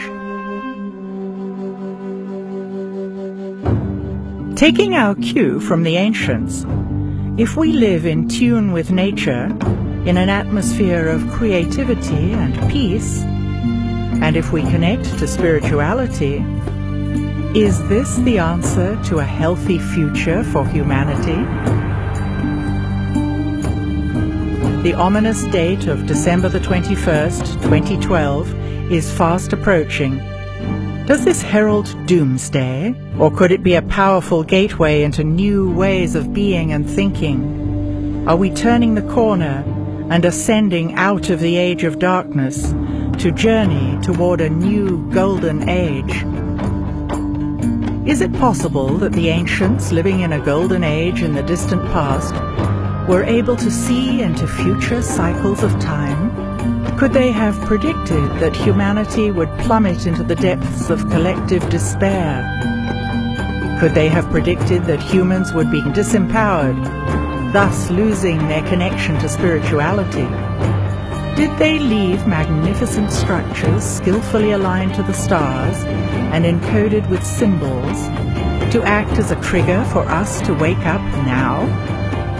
It seems humanity is at a crucial juncture as we approach 2012. Are we ready to walk forward into a new future? Have we finally cracked the pyramid code? Wake up! We have it. We got it. Just know that we have it. And it works.